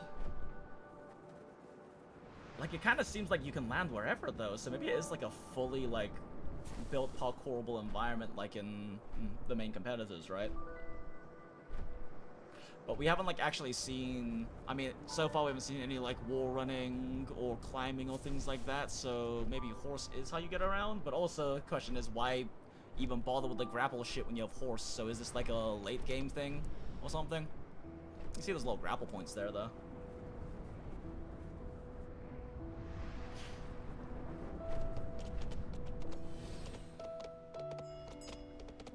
Mage and the cat's true. It didn't react must happen a lot, probably. 又要在晚上查案了。 Oh, okay. Memoir Bar, number 2, East Lane, Morgue Street, High Piers, Miss Business Association, insufficient funds. 12,487 OZ rating. Interesting. God, the MC is so fucking pretty. Like, I drew her earlier for the thumbnail, but just her head. I didn't really actually, like, look much at her, like, full character design, but she's so fucking pretty. 4,534 Oz. Is Oz money? I'm guessing Oz is the money. Yeah, 2,837 Oz cancel purchase. Okay, yeah, so this is Oz. Also, yo, we can buy businesses. Yo, can I become tycoon? Can I become land tycoon and slumlord in this game?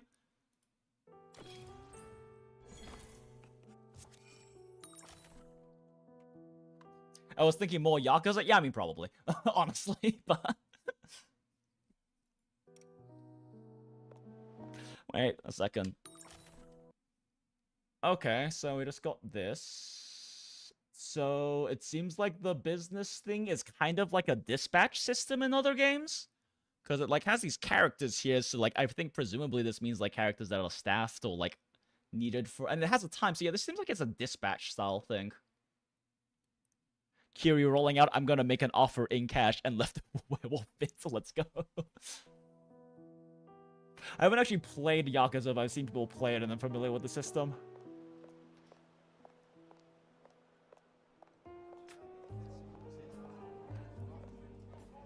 What a beautiful bar. Fun little... Oh, there he is. Yo, fun little... I mean, I don't really want to say alchemical looking setup because it's really just like a bunch of like jars and vases and decanters and stuff, but it is like a cool aesthetic. Has a bit of that like alchemy aesthetic to it. Even though I've like been in actual bars that basically have exactly the same look. Velvet booth minimum spend required. Incredible. I cannot wait to play this game and just get fucking hammered. Oh my, don't neck the whole thing. Now, where's your little assistance? Yo, wait, her talking animations are great. Oh no. Oh no, she's hot and dangerous. F's in the chat for how did you know that? Oh no, her smile is so dangerous. Oh no, I didn't even notice her piercings earlier too. Guys, I'm simping so hard. It's so painfully obvious. I already knew about the killer hounding you. Naturally, I'd know about you and your little help. Oh god, that smile too.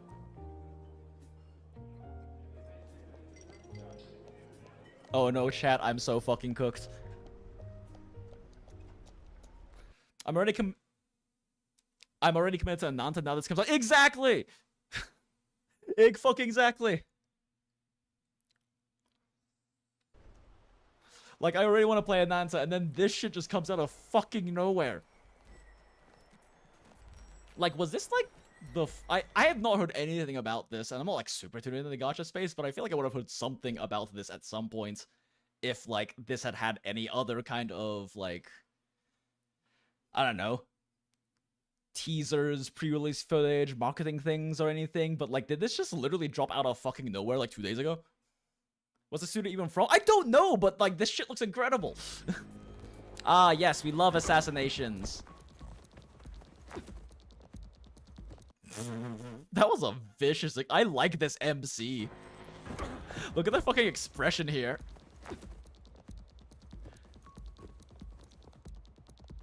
Also, that animation kind of suggests she killed him. Oh, wait we go. Interrogate, coerce, and stun? Yo, hold up a second. Also, I'm screenshotting this because this would be a great fucking meme format. Oh my god, that's fucking great. Yo.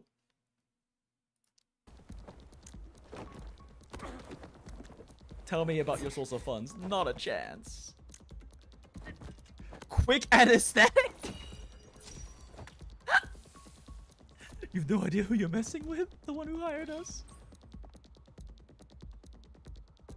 Yo, that was great. Okay, I'm so excited for this game now. Basic attacks.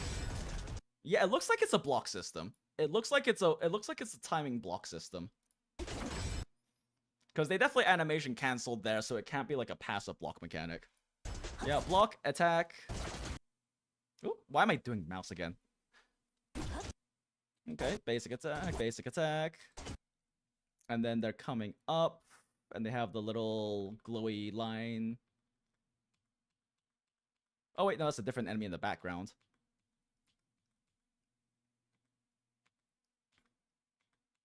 Wait a second, but now they're doing like this basic attack again, for like a finisher. And this guy's coming in, ass. And then they're attacking. Are they doing that same like block animation from earlier? Oh yeah, you can see the stance change. Is that the frame perfect parry though? Who's the gamer playing this right now? So yeah, it looks like it has a block system. I don't know if parry is the right word for it, but it looks like it's a perfect block system. And that seriously hurt his stamina. Feels like a ZZZ parry? Yeah, maybe?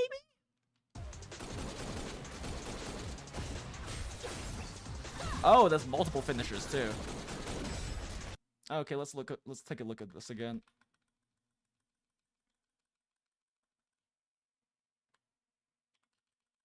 Shooting. Right as he's about to hit, sword comes out. Yeah, and they go into this stance again. Like, we've consistently seen this stance be, like, the block. Well, we haven't seen them with one yet. If we see them with one, we can tell if it's, like, actually a block or a parry, I guess. In terms of, like, the window. Follow-up attack. Oh, wait! That was a character switch.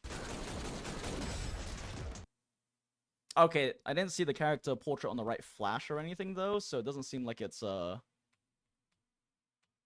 QTE in the typical sense, maybe? But she does swap into, like, what seems like a special attack, so maybe that is a mechanic of hers or in the game that you can, after, like, a perfect block, swap into a different character. Oh, wait a second. Did the guy lose his stagger? Oh, interesting. That guy didn't lose his stagger from the block.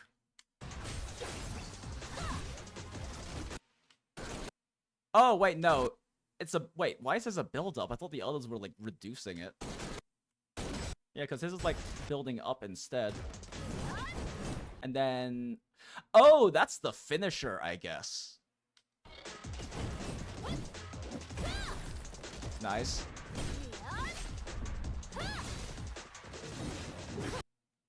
Wait, so... a cinematic attack. Yeah, special finisher thing. Swaps in, doesn't... I guess maybe they just have swap-in attacks? Probably just have swap-in attacks. Because, like, when... Oh, maybe not. Maybe they're, like, immediately inputting an attack afterwards. It's hard to tell. Yo, Bloodborne Nurse. Oh, Bloodborne Doctor, let's go. Okay, just a charge state. You know, let's just enjoy this first and then I'll go back and dissect it. Finisher. Okay, yeah, no, that's definitely a block. Like, that time it had a lot more frames of, like, actually holding the block before getting attacked. But yeah, you're right. Maybe it's like a ZZZ thing where like you get that whole circle to press the input and then they'll just like hold the block and do it, because that is how like a ZZZ parry works. If you press it super early, you'll just be standing there holding the block. Okay, now we go back and break it down.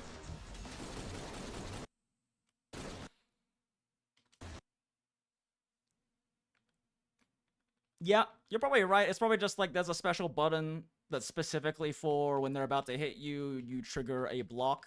But I guess it might be right to call it a parry, because we haven't seen them like ever hold the block when there isn't a thing. So maybe it is just like a parry thing. It's just, it kind of looks the same. It looks the same way as like you said the ZZ one, where it is still a parry, but like you're basically blocking and counterattacking in terms of animation. Yeah, there's a good amount of frames there where they're holding the block first. They quick swap. Yo, wait a second. That is a low swap cooldown. Quick swap gameplay?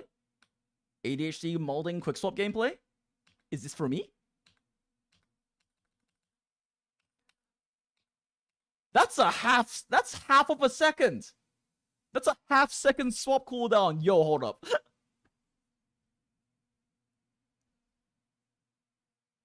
I'm not saying anything about this before the 12th. Yeah, that's what I thought too. They're just pulling it out at the last moment then. Kaching Lady is cool, but who is this? Red stagger bar builds up and swaps to yellow stagger time when it fills, and you can press F for finisher. Yeah, that's what it seems like. I'm gonna have to like look at the beginning again, because I thought I remembered the different colors earlier, but I could just be misremembering. I'm not gonna lie, when they showed the character portraits, I was kind of middled, but this is looking like a WoWa situation where the actual gameplay models look much better. Oh yeah.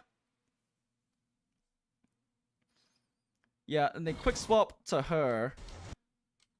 And they use her finisher, which, oh my god, that's such a good finisher. Wait, did he explode after?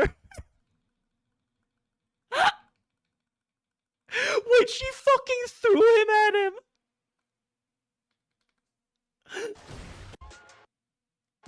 Wait, I'm pressing the wrong fucking button. That's so good! Then she has that special attack. Wait, was that special attack just an attack she can normally do? Yeah, there wasn't like any kind of like prompt for it. Probably just a follow-up attack. Oh, maybe this is... Oh, this is what she uses instead of her gun. Because instead of the gun icon on right-click, she has her shield instead. So this is probably like hold like her shield input and then like left-click for basic attack or something. Hot crazy woman with quick stop tech you had no... Yeah, no, I'm so cooked, chat. I'm so cooked. I'm gonna have to figure out what the fuck I'm gonna drop for this game because I'm so fucking cooked now.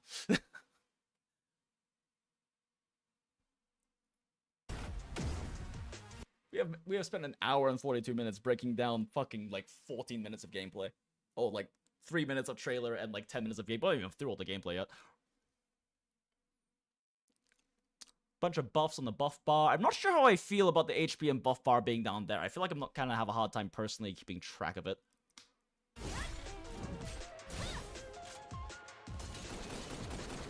Oh, wait a sec.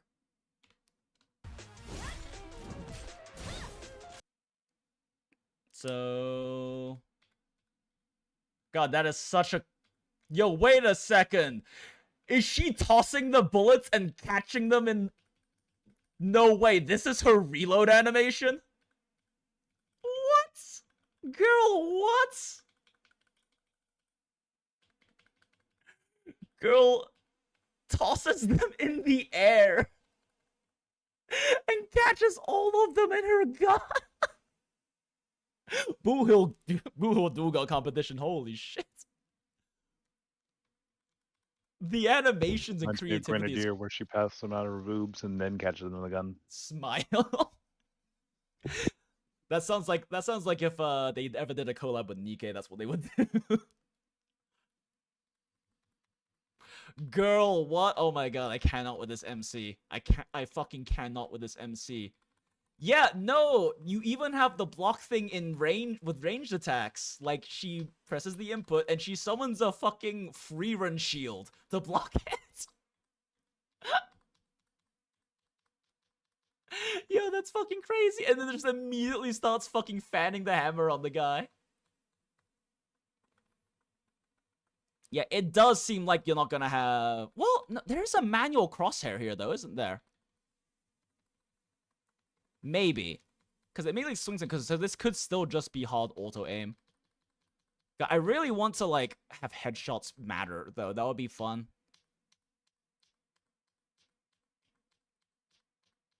Because, like, it's going up and down, but it's mostly just recoil pattern, right? Critical, critical. Yeah, that's just regular, it's just the regular damage. Like, that was definitely a headshot, and it didn't look like it did any increased damage. So, yeah, probably headshots don't matter, sadly.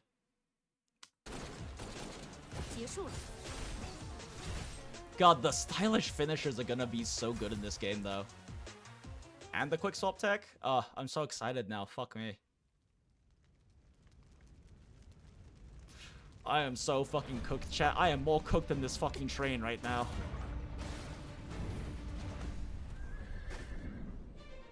Yo, boss fight, though? The Cinderella. Yeah, it's not auto-lock. At least not a strict one. I guess you could have a lock-on that just guides you to the target instead of locking on completely. Yeah, I mean, we'll look back at some of the earlier shooting stuff, too, because, like, I wasn't paying too much attention until the very end. But let's watch this boss fight. This, minute 20, maybe minute of boss fight. Yo, wait, she failed the block! That's the first failed block we've ever seen. Hold up. Is it because it was too strong to block properly? Maybe she doesn't. Maybe this character doesn't have enough block strength to block this attack. Oh wait, did they just mistime? Yeah, okay. It looks like they mistimed it because the circles had closed, right? The circles had fully closed, so maybe it is a block mechanic. Yeah, maybe it actually is a block mechanic, because, like, it takes a long time for them to start doing the block animation. So, yeah, no, I don't think it's a ZZZ thing. I think it is an actual block, and perfect blocks matter. That's actually more exciting, though.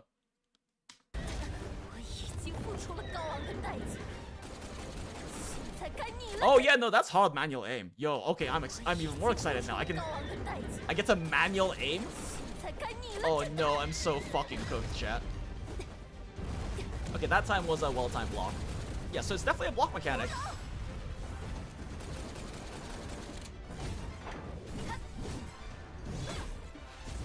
Hi, Artoria, how you doing? Never meeting the Saber allegations. Yo, okay. Oh, God. Oh, no, she's hot. Haha, get it? Fire. Also, she's attractive.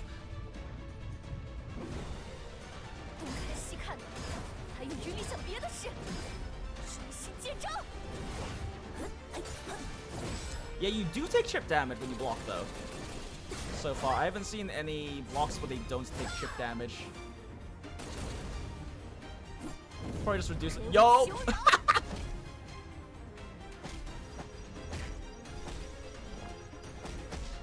Okay, so when they said QTE gameplay, they meant like actual Western QTEs, not like gacha QTEs so far, because I'm only seeing Western QTEs happen.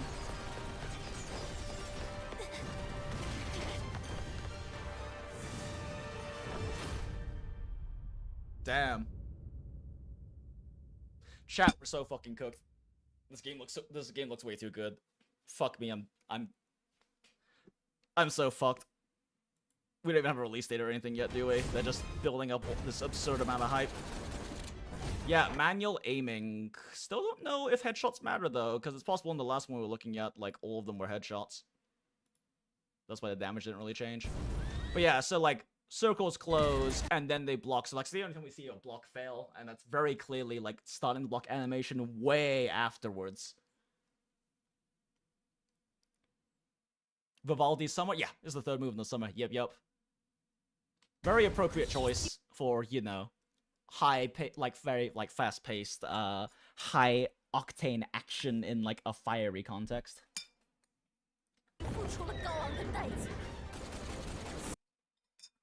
Yep, manual aim, you can miss.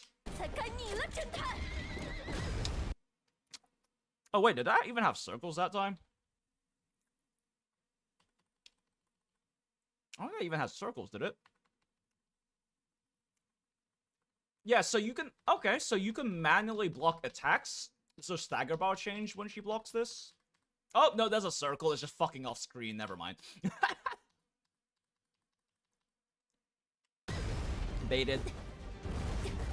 Yo, dodge rolls, no way. Nice parry. Actually, I need to check that parry again real quick.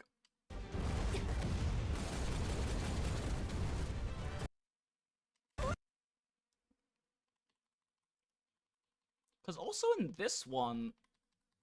Oh, I was about to say, like, also in this one, like, the block animation stops after the circles close, but they haven't closed yet, actually. They're just off-screen.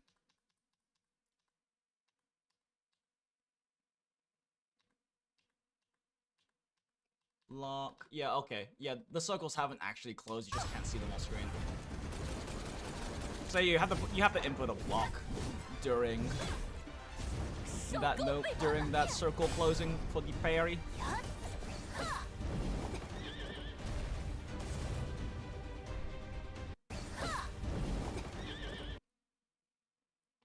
Interesting. So it looks like they failed. Yeah, they failed the block here. There's no block, there's no like block animation input here. And then the circle closes and it immediately starts the cutscene which he just gets fucking decked. Actually stepped on.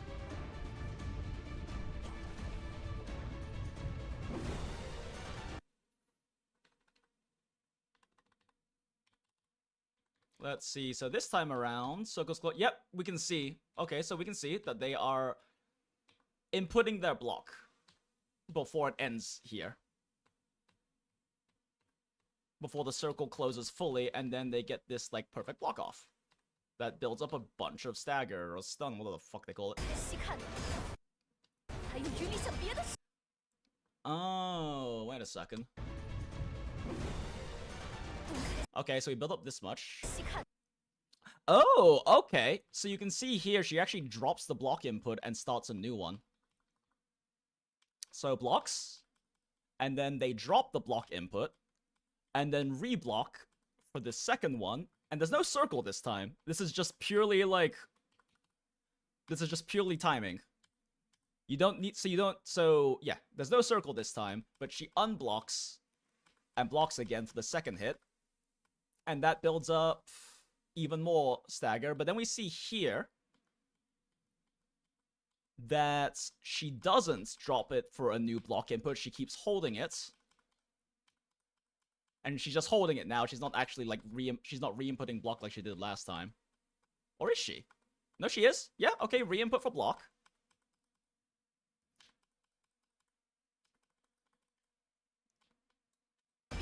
But her stagger doesn't go up that time. Why? So her stagger doesn't increase that time. Was that, like, was that not a perfect block timing?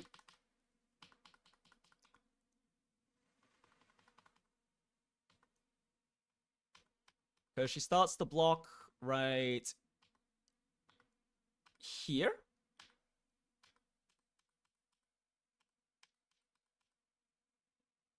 Interesting. She doesn't get any stagger damage that time.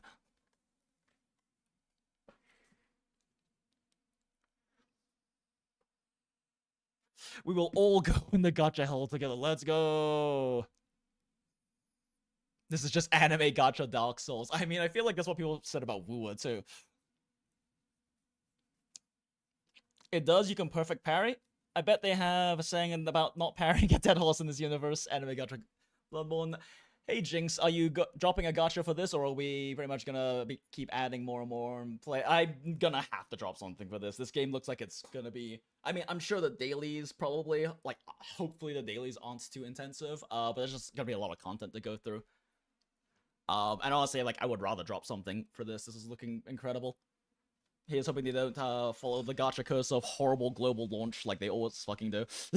It is encouraging, though, because since they're posting this on YouTube, that suggests they're going to do a simultaneous launch, which is good. You won't have to wait for after CN to be able to play it like a lot of older gachas used to do. Because if they were only launching this in CN, they would have just put it on Bilibili and not bother with YouTube. Start eating some food.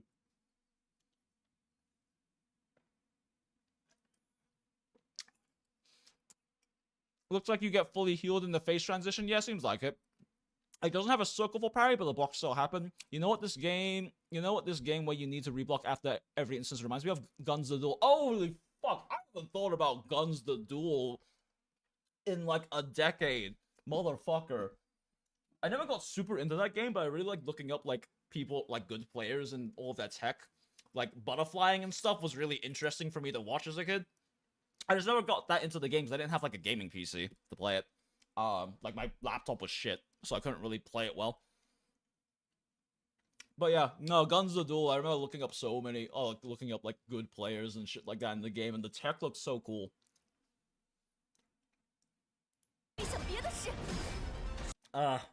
Chat, we're all showing our age right now. We're talking about Guns the Duel. And then this one, oh, it dodges. She catches her hat. That's incredible. Oh, dodge. And then dodge counter, it looks like. Yeah, okay, dodge then dodge counter, because you can see there's a very noticeable increase in that. It's a lot more than the follow-up attacks are giving per hit. Yeah, that's a big chunk, and that's a small chunk. So yeah, dodge countering seems to increase the amounts of stag you get from the attack.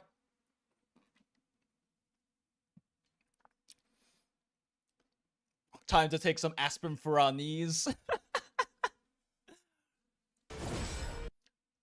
Another perfect block. God, I'm so excited to cap people in the face in between like fast, perfect block melee combat. This is so exciting. Oh my god. Ugh, what am I gonna do? Is this gonna be my new favorite game? The combat mechanics look so good so far. Cap. Yeah, 225, 225, 225. Crit, which is probably just based off stats. Ugh, this looks so good. Oh, whoops. Rewind this a little bit. So this one doesn't have a circle, right? Oh, it does. There's a circle here. Still, and it closes here. And then they parry. It looks like they failed the... Did they fail the perfect parry, though? Wait, did they just... Hold up. So, okay, this is pulling out the weapon. What the fuck is this right here? The animation skipped, though. Okay, yeah, this is just them pressing the block. Parry hasn't come in yet.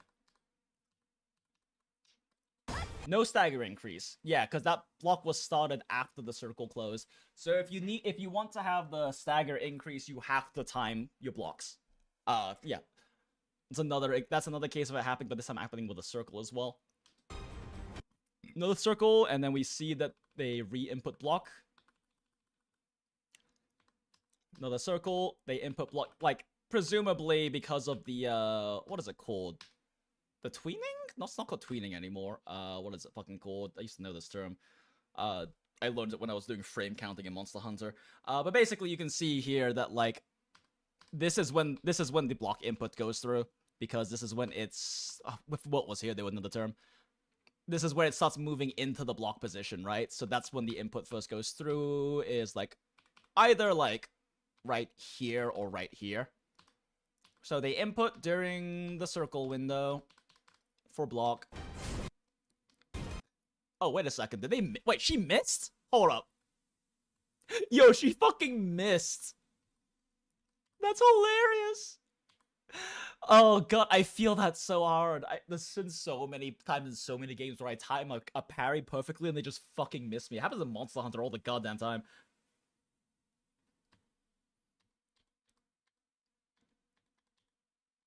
Yeah, no, she missed.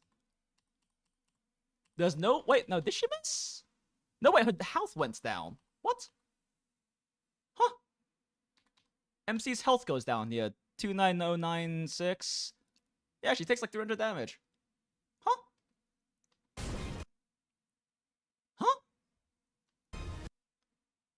And this is a non-perfect parry. Oh, non-perfect block, rather. So, wait, what? Did her stagger just go down? Increase? Huh. Okay, now I'm confused. That was a very unperfect block.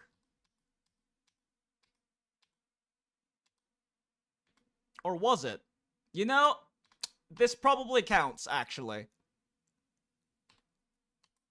Because, like, the circle's still barely visible here, so presumably this is the last frame.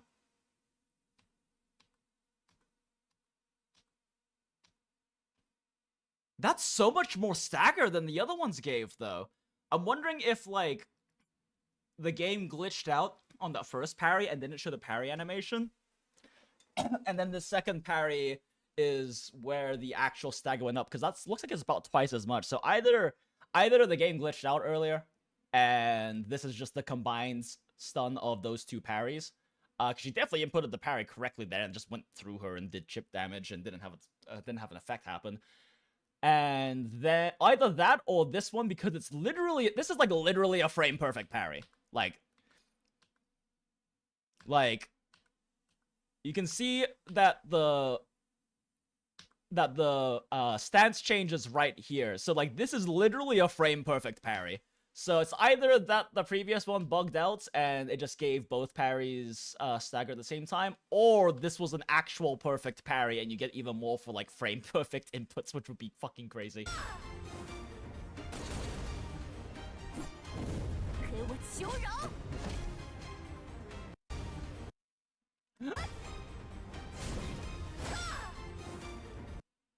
Damn, MC has been getting their ass kicked. Yeah, no, it's pure manual aim. She just whiffed both of those rounds.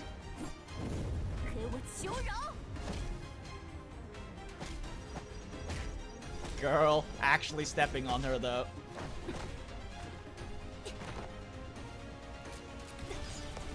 Can't wait for all the Yuri these two.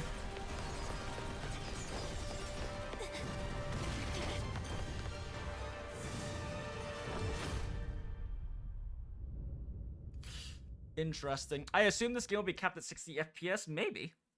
Maybe, but doesn't WuWa support like 120 now or something? I mean, most likely, yeah. It most likely will cap at 60, but I understand some more mobile games now are like actually pushing past that as maximums because there are phones that can handle it.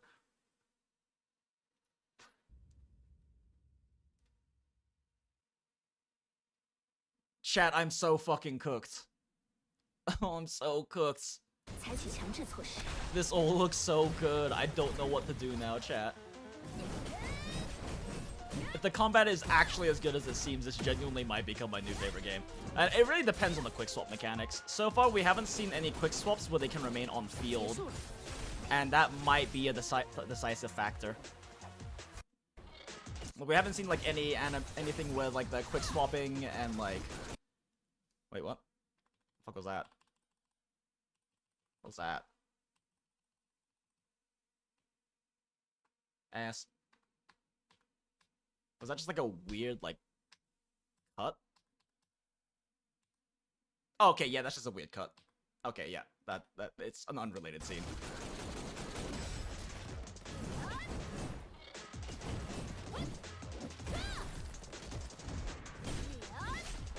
Yeah, we haven't seen any, like, swapping during animations. Oh, wait a second. Portraits are green now. And then the yellow at cinema. Oh, so maybe this is actually also PGR style. Well, actually, though, this will be Honkai Impact style QTEs. PGR just summons them to the field. While your character doesn't swap who's on the field. So, yeah. Okay. Does that happen with all the swapping attacks we see in this? Because you can see how it's gold now. And then they swap in, and she does her fancy spinny attack. Oh my god, that's so extra. And it chewed his entire stamina bar in one go. Oh yeah, this was kind of the one I wanted to look at.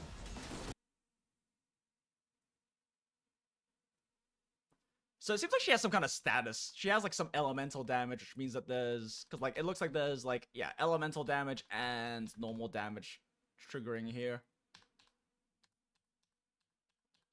Headshots. Oh shit. Yo, headshots matter. Oh no, I'm so fucking cooked, chat. What am I gonna do?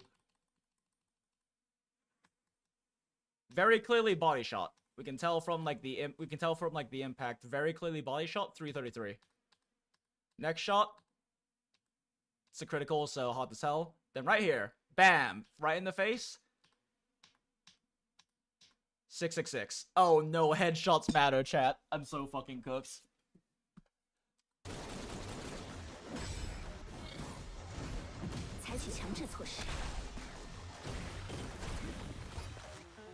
And then yeah, they have the yellow QTE again for like a special swapping attack. I'm not entirely sure what is making the bar yellow though.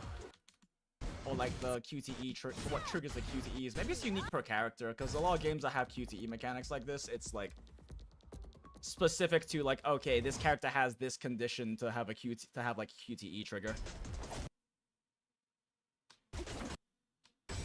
And like this one has had like the QTE's been triggerable, they're just doing parries. And then taking shots, and then doing a finisher. QTE still ready. Yeah, so they keep.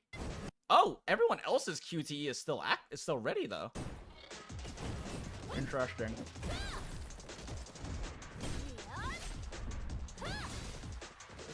And then that. Oh, wait a second. Wait a second. It's a thing in the center. It's this thing in the center. There is. Yeah, we have one here, and there's one tick, and it says 1. Don't know how we build this up yet, but shows that we have QTE.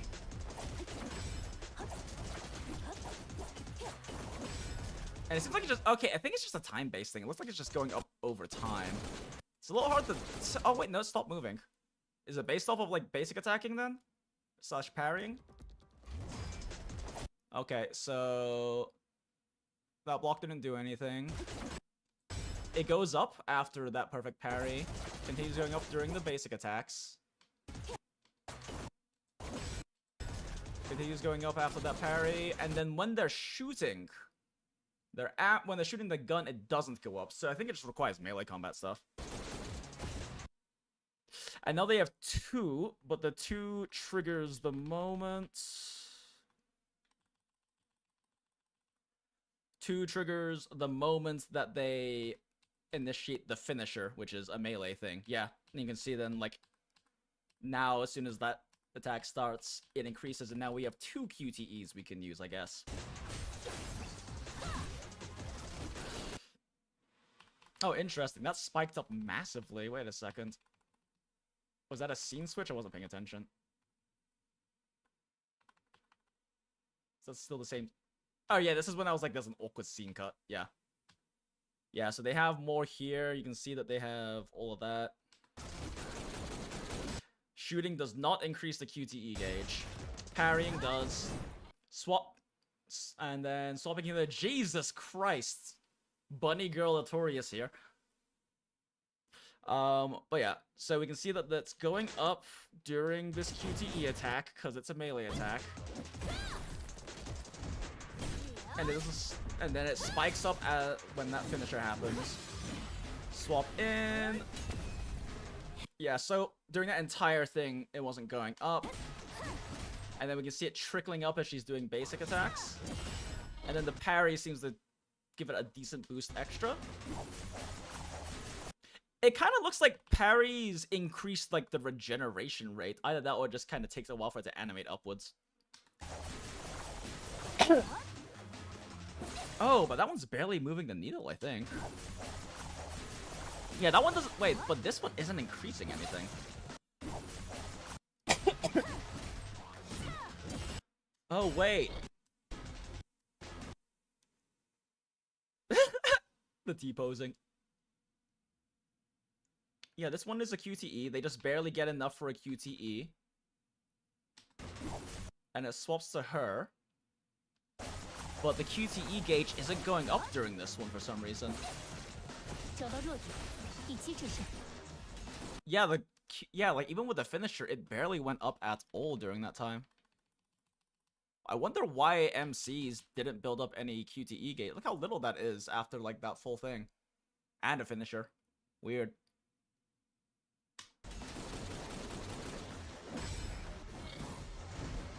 I guess maybe finishers just don't increase that much. Because, like, also, right there, we could see that... Like, parry... And we can see that after the parry, it's, like, steadily increasing, even though the QTE character hasn't done anything yet. And it stops increasing right here. And then they do a finisher. But a finisher doesn't really... It barely ticks up after the finisher. Yeah, right there. It barely ticks up. So I guess those finishers just don't really do much. QTE. And we can see here that when they swap, there isn't enough for a QTE, so she doesn't have a special swap in attack. She just swaps in and then does her finisher. Yeah, so I mean, definitely it's a QTE swap system. And melee combat, and especially parries, seem to increase your QTE gauge a lot. Which is a huge incentive to parry on top of the, like, stagger meter.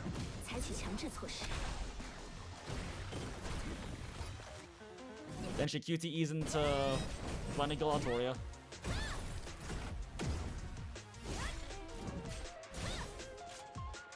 Huh, yeah. But Special Shield Slam basically doesn't really increase it much. The only thing it does is her basic combo there. Nothing from range. Decent amount from that one, though. Interesting. But yeah, definitely melee combat is required for you to get the QTE gauge up. Shooting things doesn't work, and that makes sense because it's cowardly plinking from a distance. That was not a lot of increase to the QTE gauge, though.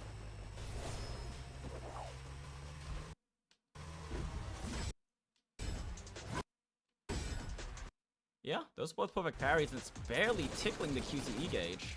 Weird.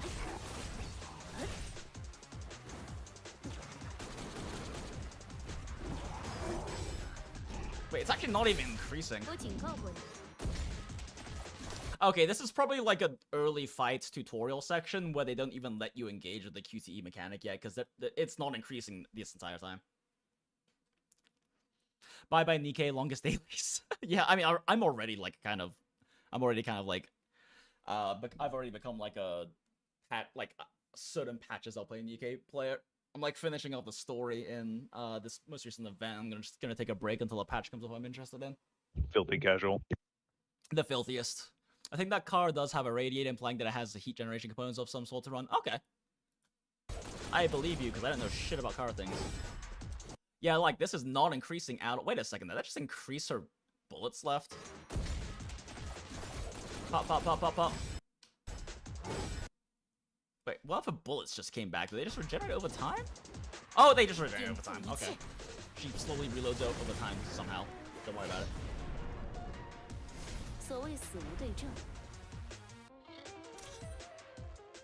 Damn, this shit looks so good, though.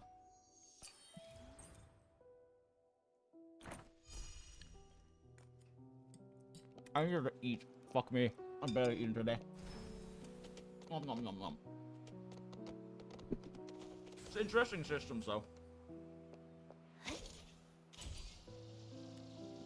It does seem like it'll probably appeal a bit more to like the to like your PGR and Honkai Impacts, Bloodborne, Souls, Sekiro especially kind of player, because so far we haven't seen any swap cancels being a thing. I don't know if swap cancels will be. And like I said that I'm so cooked and this is gonna be my new favorite game. If there isn't swap cancels, it might still be a bit of a contest between it and WuWa/DZ, because swap canceling is a big part of what I enjoy about the mechanical, technical aspects of those games. And I enjoy parrying and perfect blocking and stuff, but that's less interesting to me than, like, quick swap rotations and shit.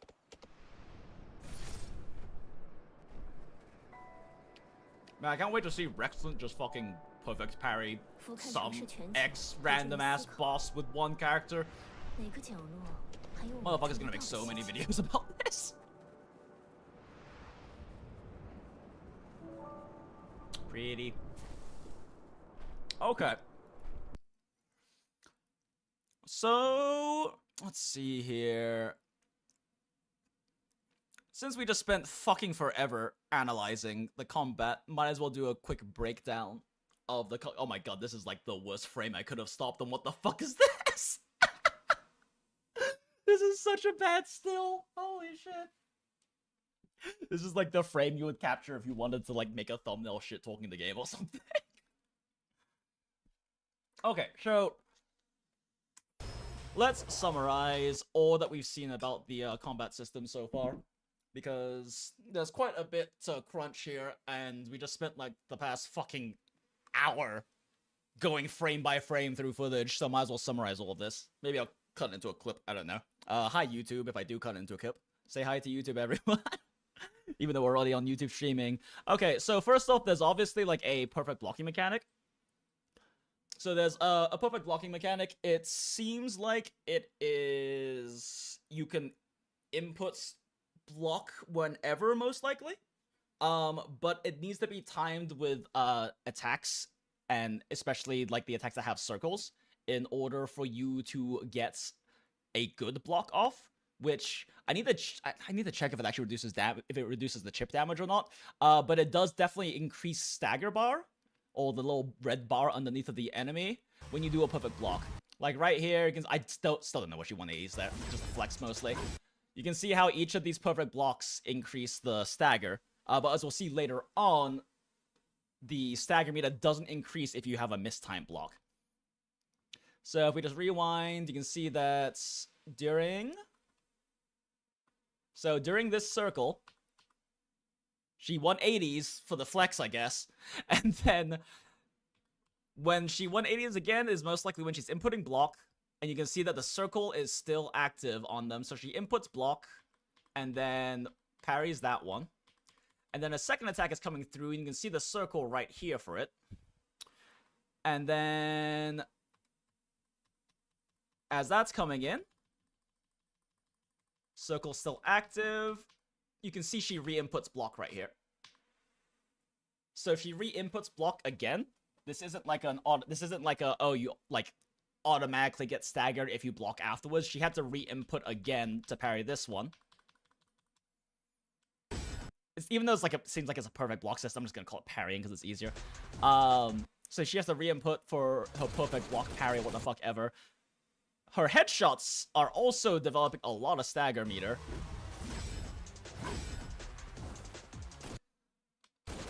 Yeah, the shots are doing a lot of stagger meter here. And it looks like... wait, did the first shots? Hold up. Sorry, YouTube frogs.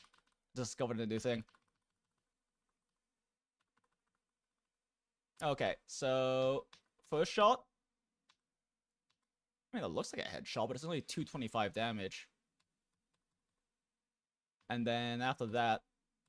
I mean, critical, so it's hard to say. 450. So that one... okay, I guess the first one whiffed. It, like, hit the... it, like, hit the side of the head. Oh, it missed the head slightly. 450? 450? Yeah, so these are all headshots, and we will show later on that it does, in fact, increase on headshots, because we did confirm that. But anyway, it seems like these headshots are building up stagger meter. You press F and you get a special finisher attack. That looks very cool. Pop. Does a good chunk of damage, too. Wait a second, what the fuck was that?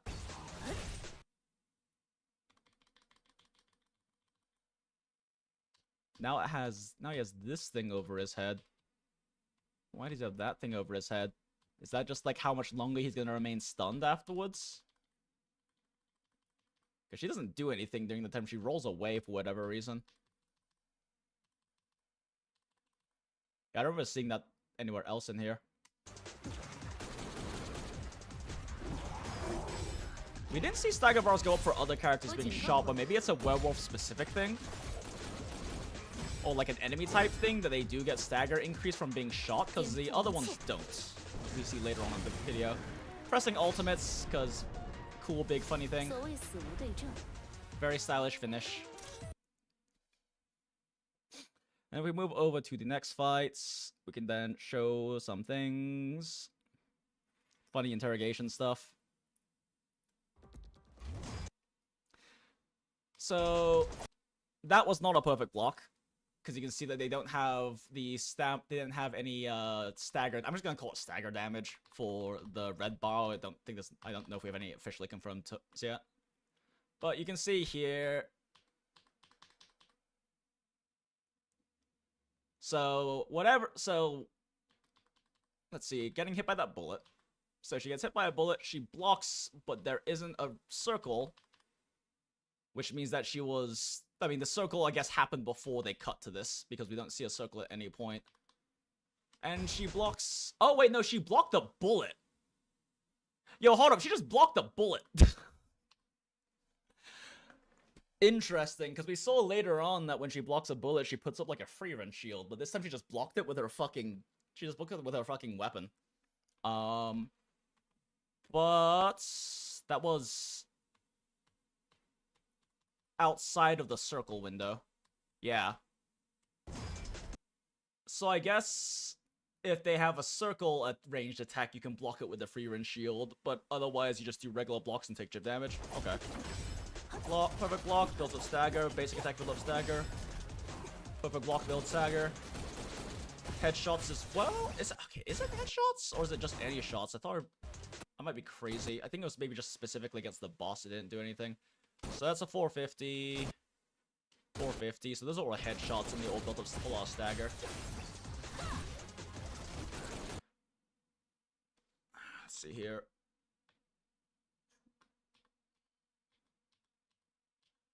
First 225 builds up a little stagger.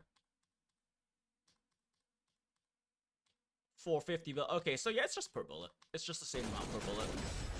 So, normal enemies seem to get stagger from being shot, but the boss at the end doesn't. Huh.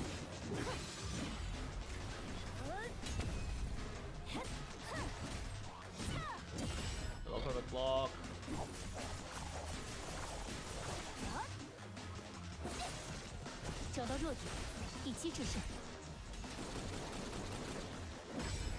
Perfect block.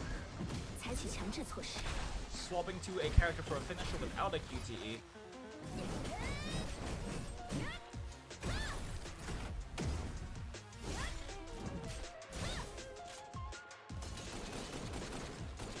Silver bullet for the werewolf. True.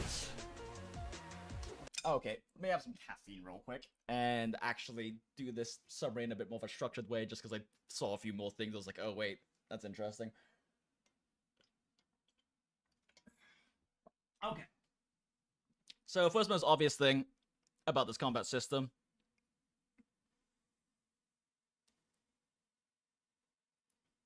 Maybe make this a little bit easier for myself and make a second one of these at a different timestamp. So I can waste less time clicking between the two.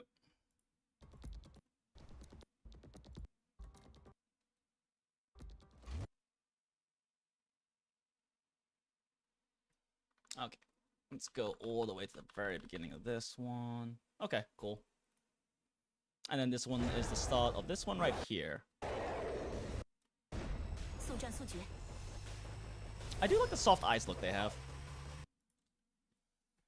If I do stop playing, I think I'll avoid interacting with the gacha for experience materials. That's how I played Genshin for the first year, and I played it for a long time. I mean, yeah, generally, a lot of the more recent stuff does tend to give you better, does tend to...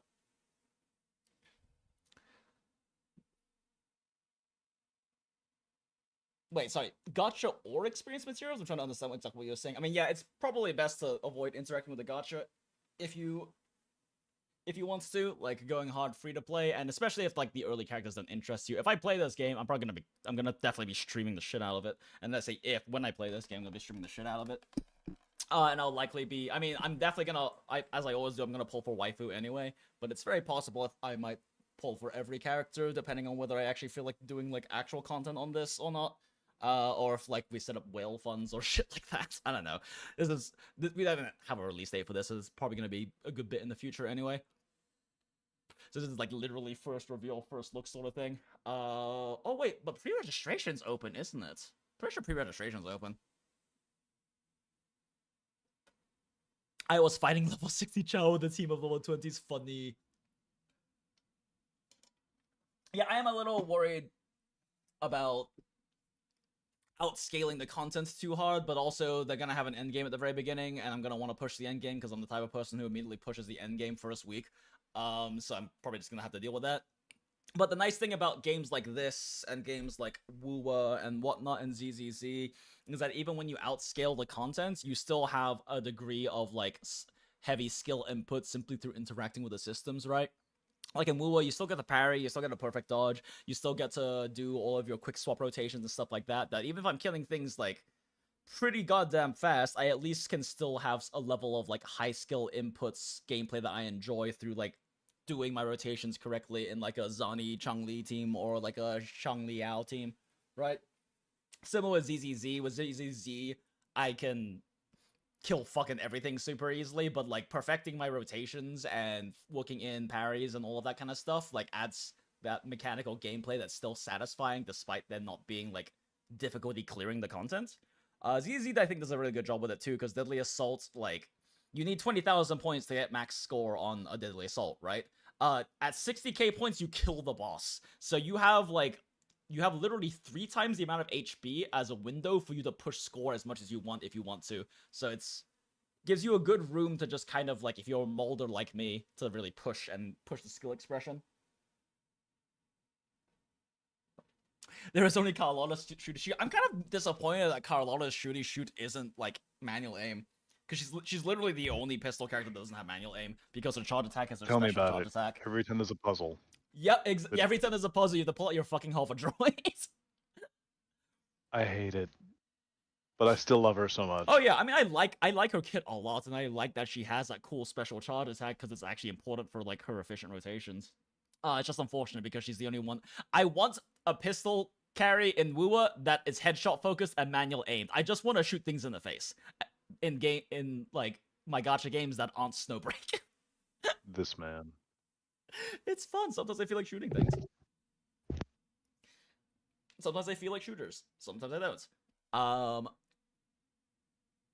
But yeah, what the fuck was I going with any of that? I don't fucking remember anymore. Alright, anyway, summarizing the combats. So yeah, as just, like, a hard summary of all the combat mechanics we're seeing here, because there's a lot, and having spent, like, the past hour and a half, like, going through frame by frame looking at all of this stuff, there's definitely quite a bit of nuance and intricacies just in the small amount of combat gameplay we see in here, because there's only, like, what, 2 minutes maybe combined combat time, but they do showcase a lot of things that allow us to kind of understand the systems in depth. Obviously, this is, like, not even a beta or anything, right? Like, this is just like trailer footage. Like, first look gameplay sort of thing, so they could definitely change systems. But one of the big things that pretty much anyone's gonna immediately notice once they look at any of this gameplay is the block and parry system. I'm just gonna call it a perfect block, actually, instead of a parry, because it's more accurate, because it's not like you're inputting an attack or anything. You're inputting a block, and you have to time the block correctly. It's not like in ZZZ where you have to press the inputs during the gold flash window to swap out and, like, or to, like, do the parry and animation. You can block manually after the window is over, which we can see later on in the video. You'll just fail to get the bonuses you get for actually perfect blocking. So it's really more of a perfect block system from what I can tell. So we see plenty of times where they do it too late, but they still block. They just don't get the bonus stagger damage and things like that. But yeah, so starting off with the perfect block system, once this guy is there, cool. Rewind just a little bit. You can see there's a circle on his head. So when he's doing this, so when there's a circle, she 180s for the flex, and then right here is, you can tell they're doing the block input because they take this block stance. And so it's because the block stance happens during the circle parry window. You can see that now their stagger bar has a little bit of red built up on it. They also take a little bit of chip damage still, so blocking this game still takes chip damage, which means like doing like level 1 quote-unquote no-hit runs might not necessarily be a thing. They could probably still chip you to death, but we don't know that until we see like numbers and everything. I mean, you can still just dodge everything, but if you're doing block stuff, I guess you technically can't do, you don't do no damage at least. You can still do like no hits. But it can be a problem, I would see, for like challenge runs doing like level 1 things. But then there is a second, then the werewolf is doing a second attack. Ooh, let's rewind a little bit. Werewolf is doing a second attack after this first parry. And if we slow it down, you can see that the werewolf has another yellow circle, indicating this is another parryable attack. Oh, another attack coming that is not parryable, perfect blockable. So you can see right here that they're in their recall animation, but then there's a very sharp stance change here, which is very likely when they input the block animation. From having like stared at so many Monster Hunter World stances and footage frame by frame, when you see these kinds of more exaggerated, sharp stance changes, that's generally when you're inputting a new thing that has a very wildly different action, and it's kind of, I don't remember the word, is it tweening? It's basically shifting it over to that different pose. So yeah, you can see that they're getting in that block here, so they time it during the circle, and bang. You can see immediately right here that their stagger right here is going up. And they take a little bit of chip damage still. You can see the health has gone on a little bit. Take a like, what was it? 209, I think it was. Then they shoot them a bunch in the face, and since you can also shoot the normal enemies, it looks like, with your gun to build up their stagger. And then you get this, and then once their stagger is broken, or their stance is broken, whatever the fuck you want to call it, you can press a special button to do a cool finisher attack. And if we take a look at some of the later footage, we can see that, like I said, so you have to be doing perfect blocks, right? And if we continue on in here, you just see more and more perfect blocks. Like, every single block in this gameplay footage is perfect. So, oh look, they're doing that attack. And you can tell right here, the stance change is where they start the block input. Circle's still active, so it blocks that attack. And we see the stagger bar actually just fully fucking breaks at that point. And then we also see the werewolf come in and get blocked by the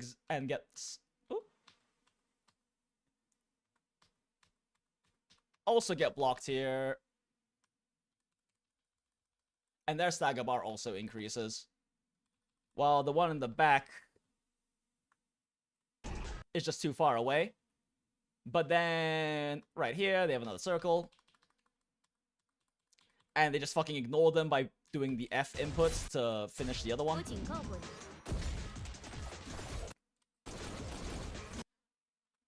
And here as well, it's hard to tell because of the camera angle and it being really zoomed in. But you can see there is that yellow circle, white, yellow, whatever circle, around the werewolf's head. And right here is when they're clearly inputting block, right? Yeah, so right here, they're inputting block. And the block is inputted during the circle still being existing, and then the circle goes away here. So this is like a few frame. This is almost a frame perfect block. But it blocks the enemy. And you can see where their break is at. And then similarly on the second attack, you can see that there is still a circle on the head right here. They're still in the recall animation.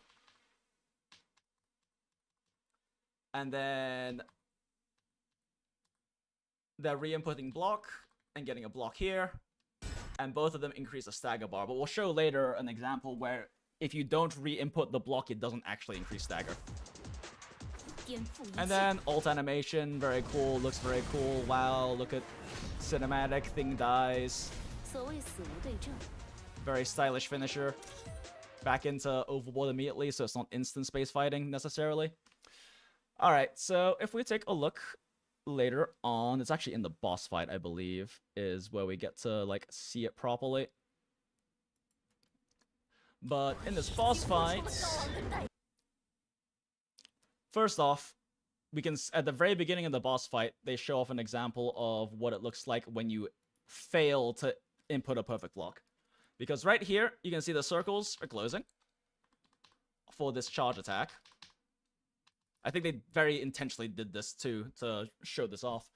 And so now we can see right here, the circles have closed. But we haven't inputted block yet. There's been no stance change. And then about 10-ish frames later, we input block. And it fucking beats our ass over. So the timing does matter. And this suggests that you can input block whenever, because the circle's already closed, but you could put the block input in. It's possible that as soon as a circle starts, that's the only time you can put in block, right? Even if you do the timing late, but this does, at least to me, suggest that you can, that block is just an input you can just do whenever, basically. And the block still does block attacks normally, but this is a heavy attack or whatever it is, something like that, so it knocks you over. But there are other instances where they don't do a perfect block, and you get the stagger, and you don't get the extra stagger damage, but you still just block it normally. But that one seems like it's when you have to particularly do that way. And once again, we can see perfect blocking. It's very hard to tell unless you slow it down frame by frame, but the horses do have circles over the head. And you can see right here is when they're inputting block, because it turns them around into the animate. This is like almost a frame perfect parry. Like this is like two frames, frame perfect. Oh, like a frame 2, frame 3 parry. But yeah, you can see that the stagger did increase with that one. Okay, yes, really. Yep, right here as well. So, once again, we can see that there are circles. And it's very hard to tell again because of camera angle. But when it comes back down, and we input the block here, we still get a perfect block. It's just you can't actually see the circles because they're off screen. Like, you can't actually see the circles around their head, but this is where the block input happens. And apparently, it's good enough to get the perfect block and cause some stagger damage right there. Which, without, like, slowing this down, it's very awkward to tell. And I wouldn't be surprised if a lot of people don't realize that that's how it works, because you have to, like, slow it down frame by frame to, like, actually see some of these. You can see right here, Artoria here. Oh, come on, bud. Artoria here. I think this is another case where you just can't see the circle because they're off screen.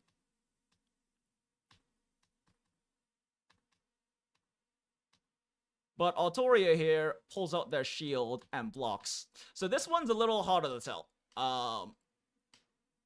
This is a little harder to tell because this is like the only time we see her do a block input. So it's a little hard to tell here if they actually did a block input because there's like too many special effects going over it. We do know that they can hold up their shield with right click as it's got shown earlier in, but this one's a little harder to tell whether they actually block it, because like we see the stance switch here, and we see like the blue glow, so this might just be a frame perfect block. It's hard to tell, but the stagger meter does increase, and it seems like Artoria here, or Saber, or whatever you want to call her, has like a little. Actually, now I think about that, does she even take damage from that? I'm now wondering if she's like immune to damage chip when she blocks. No, she is not. She still takes chip damage. Yeah. 75,000 down to 74,672, which is actually a bit more than they were taking from the earlier ones. Let's get to the boss. But if we move that to the second phase of the fight. So right here, again, perfect block. You can see that the circle's still active when the block happens, so we get stagger damage. So this one is the interesting one. Because here, as far as we can tell at least, in this follow-up attack, we can't see a circle. Like, this is one of the more interesting ones in the footage, because this is a combo attack, and we can see right here that there isn't a circle, but you can also see that they re-input block right beforehand, right? Like, this is not, like, there is the recall animation right here, and then you can see around right here. Yeah, right there. So, like, this is, like, the finishing of the recall animation, and then they heavily stance switch to, like, the blocking stance we've seen before. And even though we don't see a circle, which could just be, like, a beta footage issue, right? Or maybe it's intentional. We still get a perfect parry, or perfect block, rather, and get the stagger increase. This one is particularly weird, and I think it might just be, like, you know, early gameplay footage issue. But for this one, there's another attack without a circle. And you can actually see them initiating a block again here, right? They're blocking. And then the attack lands. Oh, wait, no. Let me go back a bit further. One sec. Let's just do this. All right. First attack. Second attack.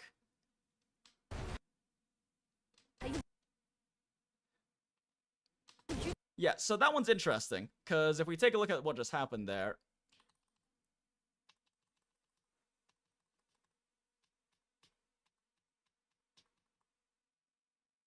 she has her block active here as far as we can tell, but she gets hit. Let me close the captions real quick so we can actually see the HP. So 29,808, and then this lands. And they take what looks like the same chip damage as before, around like, so what, 29,568. So like, yeah, 240 damage. It's about the same chip damage, but we don't get any kind of like animation block thing or hit registration here, right? But it did look like they still blocked it properly, but you can see the stagger didn't increase at all. And then for the second one, go the other way. And then for the second one, we can see that they didn't re-input block, they just held it. Like, you can see that it wasn't a perfect block or anything, so we don't get any stagger increase. And then on this one, we can see very clearly here, at least, that they never re-input block. Like, they never re-input block. This is just them holding block after the last attack. Like, there's no like noticeable stance change. Because if they re-input a block, there would be like at least one frame of their stance moving towards like neutral or whatever. Like the angle of the blade changing a lot, but there isn't. So this is them just holding block, and we can see if you hold block, you don't get any stagger increase. So like perfect blocking is required, but it seems like you can hold block at the very least in between attacks. But like I said, I think this suggests you can just hold block whenever. But the perfect block mechanic is very important, both for dealing stagger damage and also for QTE buildup, which we'll cover after that. And then once again, we can see inputs block. This one is, I think, this one that's particularly weird. I think this one's particularly weird. I think it might just be like an issue with it being like early gameplay footage, but like we. All right, no, that's right. This is where they just dodge instead, but also you can see that that was a perfect dodge, right? There's no like indicator or anything, but they did dodge during the circle input and iframed the attack. And then the follow-up attack does a very, like, let's rewind that so you can see exactly how much. Like, the follow-up attack does a, if you watch the top here, very big chunk. Like, the dodge counter, for lack of a better term, does a massive chunk. Like, that's as much as, like, one of the perfect blocks from earlier. So it seems like perfect dodging is an option if you still want to build up stagger. You don't have to use the perfect block mechanic. So perfect dodging into that follow-up does a huge chunk, and then we can see the basic attacks afterwards do very little increase. Like, we can see that these next few basic attacks do very little increase. And then... let's see right here. Circle is active.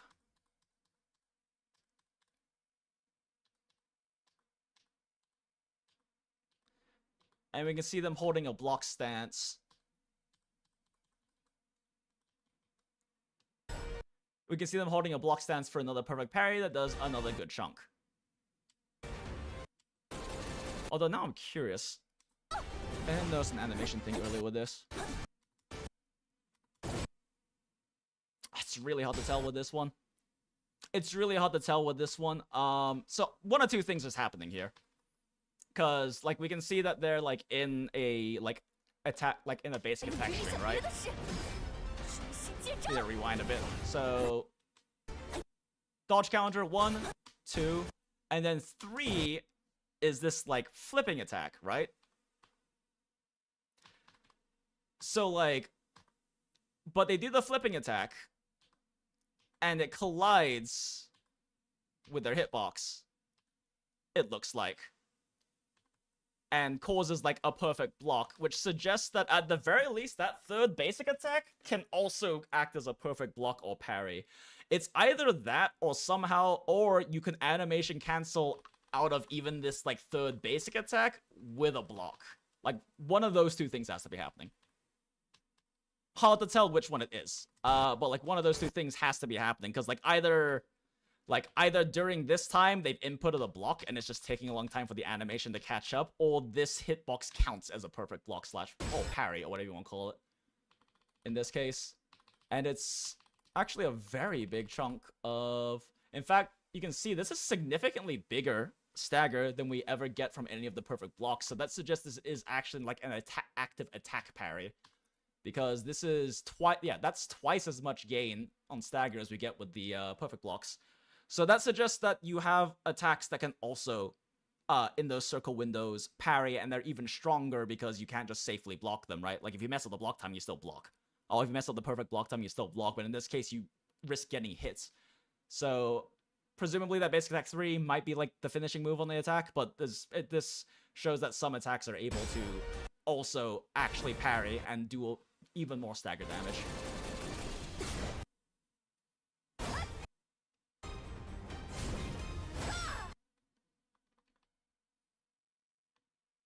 That one's interesting. So, taking shots.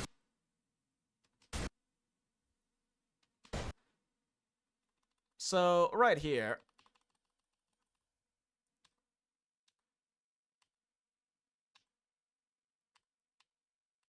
God, that's like a frame perfect that's still like a... Goddamn. Okay, yeah. So, we can see that the circle is there, and then it goes away, and then right after it goes away... Like, right here, they input a block. So this is... They input a block right here, and they are low on... Oh, they lose a tiny bit of chip damage, but the stagger bar does not go up, because it's not a perfect block timing. God, that's like frame perfect. And then we input another block right here. Or rather, sorry... Right here, they're just holding the block animation because we don't see, like, the stance change for a re-input. So no stagger damage. And then... You can see right here, circle is still active. And it's like...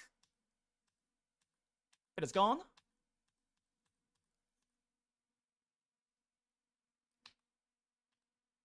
And they've dropped their guard there.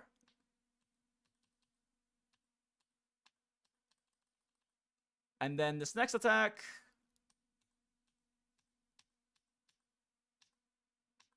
See, the circle's still there. Circle's still there. Circle is still just barely there. Like... You can see the faintest outline of the circle still existing. And then that's when the input block, right?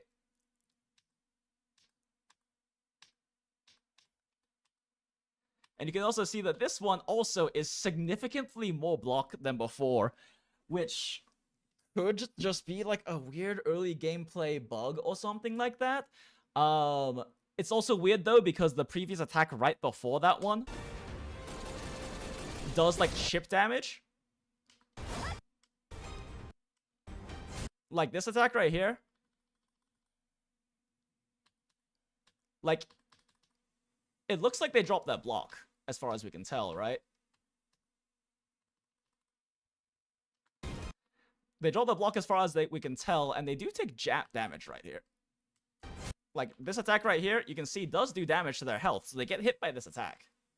Like, they drop block for whatever reason and eat this attack. But then this parry has twice as much... Oh, this perfect block, rather, has twice as much stagger buildup, which... Again, either it's a weird gameplay bug issue, it could just be that it's an early gameplay thing, or it's the fact that this was literally frame perfect. Like, this was insanely frame perfect parry. Like I said, like, we can see that the circle still exists here. Still exists here. And then right here is where the input block. So this is literally a frame perfect. This is literally a frame perfect block. Or like Joel D said, they started in a counterattack dual deck.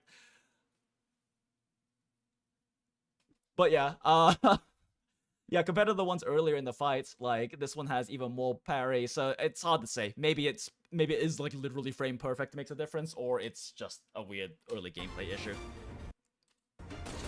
But yeah, that pretty much covers all of like the perfect block related things. Steppies. That pretty much covers all the block related things we could garner from this. To summarize, basically it seems like you can block whenever you want. If you block during the like circle on the attack closing, then you get a perfect block off, which causes stagger damage. If you miss the timing, you don't do the stagger damage, but you can still block, with the exception of certain like heavier attacks like the chariot charge attack right here at the very beginning, where they fail the timing, because you can see that they block after the circles are well closed, like about 10 frames after, and then they get their ass knocked over. But on the later attacks, we see whether the timing isn't perfect, or they just hold block. They just don't do stagger damage, but they still block the attack. So that's probably just special, like quote unquote heavy attacks or something. But yeah, that pretty much covers it for the block mechanics. So the two other main mechanics of notes that's what noticed is one is the QTE swap system, and the other one is that fact that headshots actually matter. So let's just cover headshots real quick because that one's super fast. Let's see, should be the one right here? Yeah, so right here. You can tell from a lot of the footage that this is actually manual aim. In fact, in the boss fight from earlier, they actually whiff some rounds because they don't flick fast enough. Like, I think it's right about here. Yeah. They start shooting. And you can see they actually whiff a few rounds because they don't flick fast enough, right? So there is manual aim. Is there also going to be auto aim? Probably, but it's probably going to be like slow tracking or something, because, I mean, it is going to be a mobile game at the end of the day, right? But yeah, right here, we can see that after this pot goes by. Oh, wait, no, it's not this one.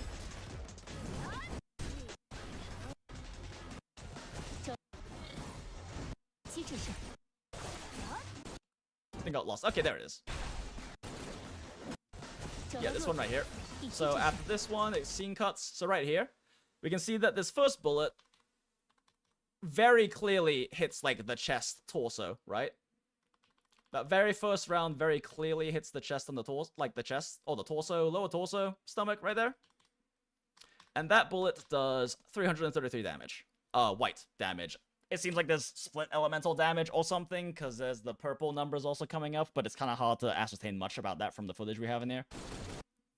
We do kind of see there's like some sort of status build-up thing too as well, but again, hard to really get that much information out of the limited stuff we have in here. The next one's a critical, so it's kind of hard to judge because we don't necessarily know what a crit damage multiplier is. I mean, we could compare it to other numbers, but it's not really the important point here. And then we can see that this round clearly is a headshot and does 666 damage. It does double damage. Is that the same for every enemy? Maybe not. Maybe they have different headshot multipliers, but headshots do matter in this game. And you can see that's this round and this round. Hit the head, 666s. I guess at this point it's still colliding with the head hitbox just because if you don't know how third person, this is honestly just because double hit scan reasons.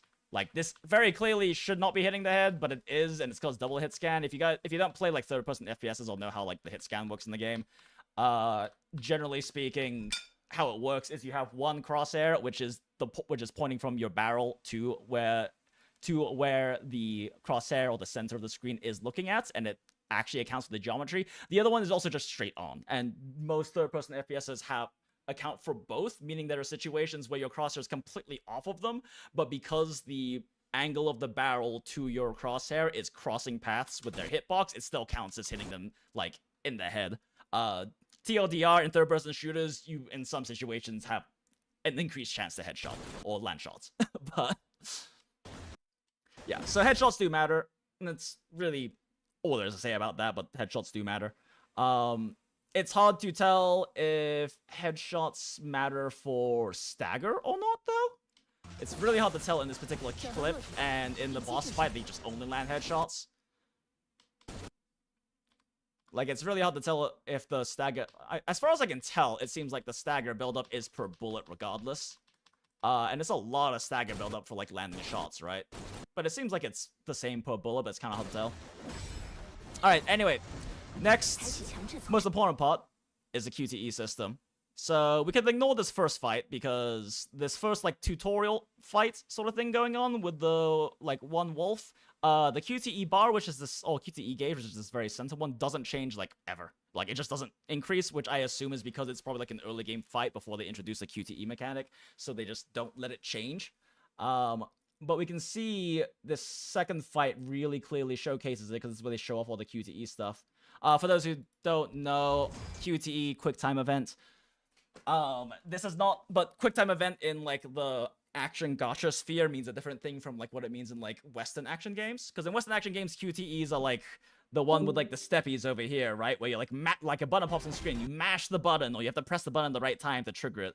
That's a quick time event in, like, Western action games. But in action gacha games, QTEs are referred to quick time events, which normally means some kind of special swap in or summon attack for your teammates. Like in Honkai Impact 3rd, when you fulfill certain conditions, the portrait of your teammate will have special little glowy sort of throbbing effects and stuff. And if you press the button to swap into them, they swap in with a special bonus or a special attack. In PGR, when you trigger a QTE on the teammate, it actually summons them to the field to do a temporary attack while you stay on the character you're on currently. So, like, that's what I mean by QTEs in the context of a gacha game.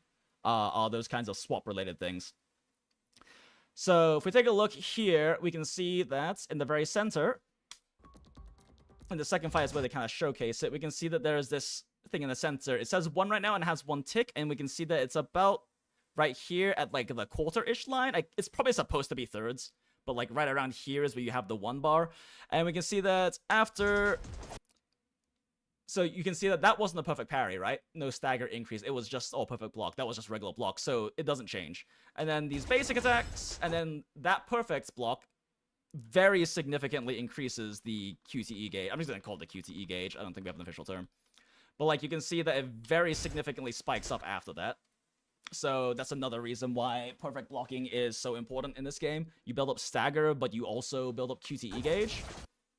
We can see that the basic attack combo is also building up QTE gauge. And then, again, perfect block builds up more gauge. And then we can see right here, so the bullets build up a lot of stagger, right?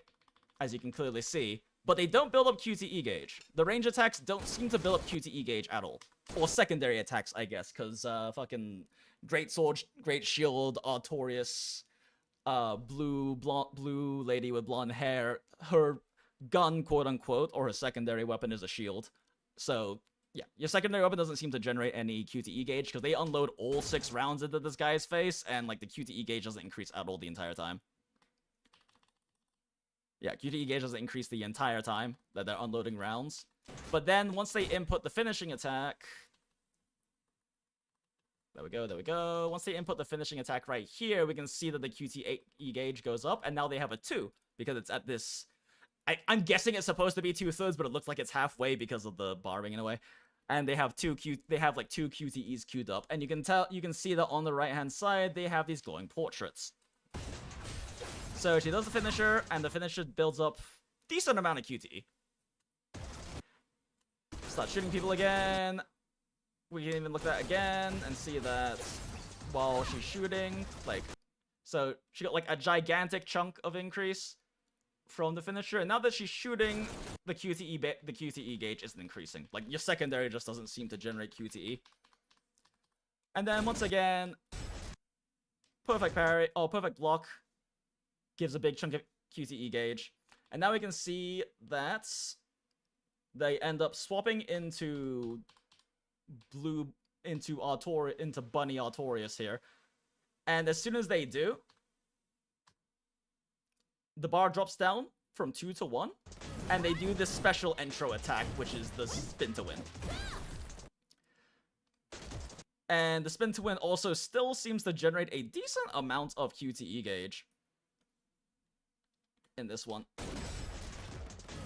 Like, we can see it starts right about here, and then... Although maybe that's because it staggered someone. It's actually a bit hard to tell there. Oh, did it stagger someone? I don't think so. Oh yeah, no, maybe, so it seems like right here, because this triggers a stagger on this guy from the attack, that's when there's a noticeable jump in QTE gauge. So the actual attack itself doesn't really do much, but triggering staggers on people is also a big chunk of QTE gauge. And then she does a finisher, which again, big chunk of QTE gauge. We're still at 1, and then we can see right here, right on this swap, this is another QTE pop. So everything's still gold on the right-hand side, right? And we can see we have the moment that we swap into Sexy Underground Doctor Lady, my beloved. We love Bloodborne. The QTE loses, 1 charge, 1 uses worth of gauge. Also, fun notes, the swap time is only 0.5 seconds in this game, which will be interesting implications if quick swap works. As we can see, like 1 frame later. Ooh. Oh, actually, it's really hard to see in this one, but it goes from it goes down to 0.4 then 0.3. It's more clear on some of the other footage. And she does this little special QTE attack. She has like some special charge attack here. She's doing a basic combo, and we can see during this basic combo, the QTE gauge is only increasing a tiny bit. But then perfect parry gives us a nice chunk. And that nice chunk gives us enough to get a QTE off on MC, which we can actually see. This one is interesting. So we actually see MC do this, but like the QTE gauge barely gets tickled here for some reason. I'm not entirely sure why, because they also do a finisher here, and it barely tickles the QTE gauge. But so right here we can see that they don't have QTE ready. So even though this parry happens, it's not enough to get QTE going. Or this perfect block, sorry, happens. It's not enough to get QTE going. And so we can see it's still green portraits, or backgrounds for the portraits, it's not yellow. But then as soon as we swap in, we see that there's not a 1, there is an extra tick, there isn't enough, because the threshold, I believe, is right where this line is. So there's not enough for that 1 QTE. We swap in, and we can see that the Doctor stands in neutral for a few frames, which means that they aren't doing an intro, like some kind of special intro attack, right? Like, they're in mid-combat, but when they swap in, they don't even do like a basic attack or anything. They're in a neutral stance. So this suggests that you don't really get a special swap in attack if you swap in without QTE gauge. But they swap into the Doctor to do a finisher attack, or the special stun attack, whatever you want to call them, the F attack. F's in the chat. And this one's particularly funny because she fucking throws him at the other guy and he explodes. Which is just funny to me. But you can also see that that finisher... Let's rewind this. Fucking hilarious. You can see that finisher increases the QTE gauge enough to have a 1 there. This is also an interesting implication, because since if you don't burn a QTE, you can swap to a different character and use the finisher. If certain characters have better effects or like better finisher attacks like that, F attacks, then swapping into them to do that is like a fun tech you can do. But yeah, this gives us enough QTE, so then we swap back into Bunny Galatoria, and she spin. And we can see that that spin attack gave us a little bit of gauge, but now, as we can see, her right click is her shield, and instead of bullets, she just has this gauge or whatever. And then she does, like, what I would only assume is, like, a right click into a left click a shield bash attack, and we can see that the QTE gauge doesn't even move up at all, just like when shooting the bullets. And that also, like, burns, like, all of her shield gauge. Like, she has a shield gauge, and then as soon as she lands the shield bash, it's all gone. And it starts regenerating. So it's pretty safe to say secondary weapon attacks just don't build any QTE gauge. You have to be using primary attacks, bonuses for perfect blocks, finishes, all that kind of thing. Yep. But yeah, that pretty much summarizes everything we've kind of found out about the combat system in this game, just based purely off of spending way too much time frame by frame analyzing the like 2 or 3 minutes of fucking combat in this entire gameplay trailer, gameplay showcase. But it looks like there's gonna be a lot of interesting like depth to the combat system. The QTEs are definitely gonna be interesting. I do wonder about like, we haven't seen any kind of swap canceling thing in this, and we don't know if swap canceling is even possible. It might just be like a hard QTE single character swap system like you have in Honkai Impact 3rd, or like Genshin, except for Genshin doesn't have like the special swapping attacks, right? Where you can't have multiple characters in the field simultaneously. But there's obviously a very big focus on like the skill ceiling in this game of adding in perfect blocks and potentially special attack parries like we saw in the boss fight, but it's hard to tell with that one if that's what happened. As well as headshotting actually mattering. Like, there's a lot of skill expression in this game that exists, but from what we could tell, it looks like you can just hold block, right? And you don't get the stagger increase, but you can still just hold block, so that can make the skill floor a bit more approachable, which is a good idea for a gacha game to have a more approachable skill floor. Definitely makes a lot of sense. So yeah, the combat system looks really good. It definitely seems like something that you would probably enjoy a lot if you're a fan of things like Sekiro, or even like since the perfect dodging also seems to still work, also things like Dark Souls, Bloodborne, that kind of a thing. It's a bit more of like a Bloodborne Sekiro pacing in terms of the attacks though. It doesn't seem like the swap cancels, which for me, I'm still going to play the shit out of this game. I'm still going to enjoy it, but if it doesn't have swap cancels, I don't know if this will necessarily become my favorite combat system in the gacha, but it's hard to say. I haven't played around with it yet, but swap cancels are one of the most fun things for me in the combat system. But either way, combat looks incredible. Really hoping that it lives up to or even surpasses what this gameplay showcase is showing. Yeah. I don't know. Looks like fun. I'm excited for the game now. Very, very excited for the game. It's also so pretty and the character designs are so beautiful. Alright, well, I don't know if I'm going to end up clipping all of that together and putting it on YouTube, but if I do... Hi, YouTube. Say hi, YouTube, everyone. Hi, YouTube frogs. Do the algorithm things. Like, subscribe, share. I don't know. Do whatever the fuck you want. Bye. Okay, chat.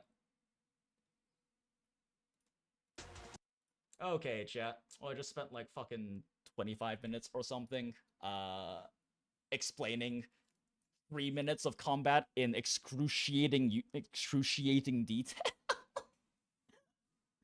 Holy shit. It's been 3 hours. I have somehow managed to yap and analyze fucking less than 3 minutes of 3 minutes of combat, and less than like 10 minutes of fucking gameplay for 3 hours. I'm a fucking psychopath, I swear. Okay. Oh, fuck. I need both water and to pee after all of that. I actually think I keep going down the timestamp of when that started, but that's okay. Because I will just 13 note the end time.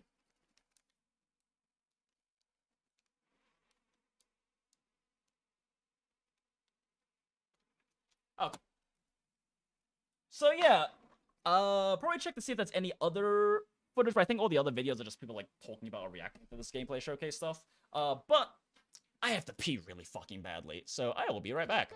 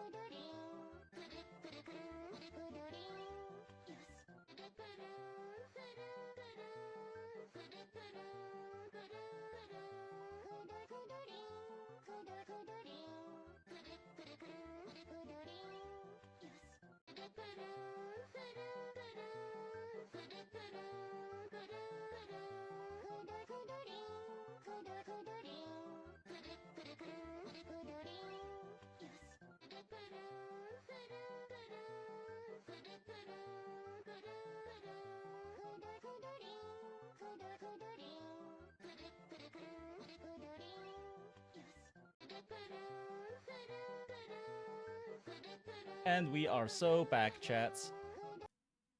Did you miss me? I know you didn't. I was gone for like, what, 50 seconds? Not a very long time.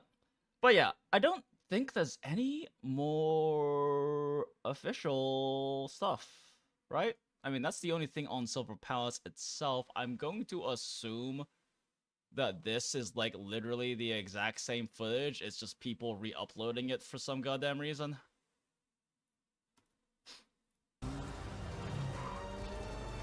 Oh wait, this is literally just them combining the two videos together. Oh, that's so funny.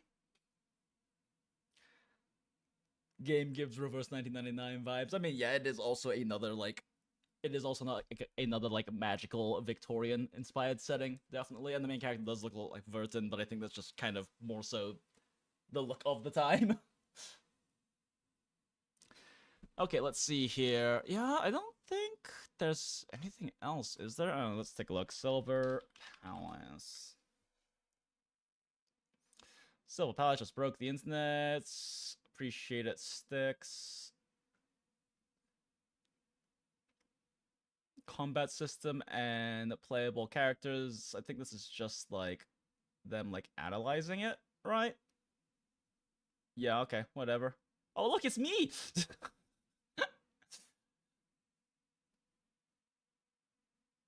Yeah, I think this is just old people reacting to it. I don't think there is any more info. Okay, cool.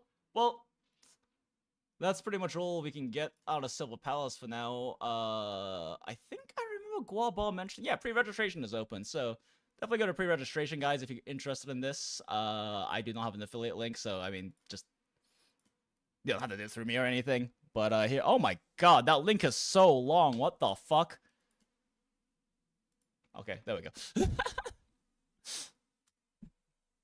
If you feel like going it, I'll also throw it in the description too, just to make everyone's life easier.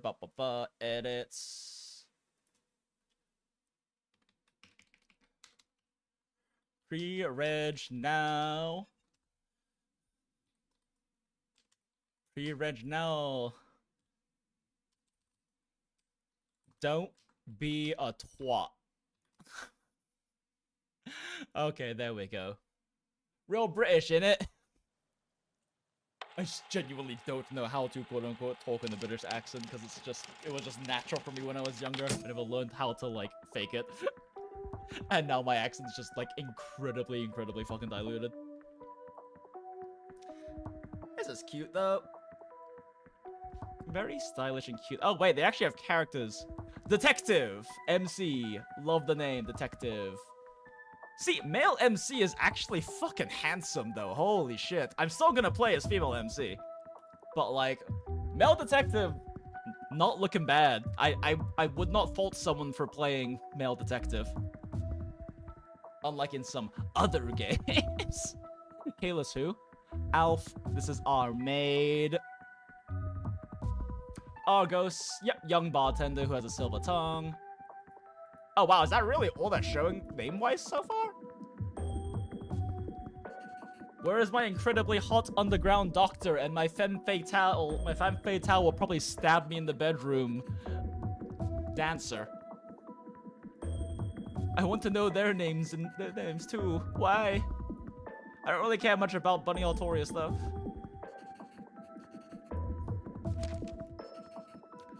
May 13th, 2025, Singapore. Oh, it's Singapore. Interesting. Built with Unreal Engine 5 has been announced alongside opening of global pre-registration. Announcement of from interactive entertainment brand Elementa. Okay, it says Elementa. What the fuck have they done before? Was accompanied by a brand new trailer and an over 10-minute gameplay walkthrough. Pre-registration for the game is now available on the official website. I bet they're gonna be fucking slammed with pre-regs, honestly. Fucking everyone's hyping this up right now. Brand new ARPG set in a prosperous metropolis with a Victorian aesthetic. It features an engaging story, a rugged art style, distinctive characters, and a dynamic, action-oriented combat system. Players will play the role of a detective and embark on an adventure with a diverse group of partners to defeat the unknown enemies and unravel the mysteries in Silvernia, an industrialized metropolis built on the power of Silverium. Okay, so it is Magipunk and Silverium is whatever the fuck is the magic resource thing. Discovery of Silverium was the key to Silvernia's industrialization.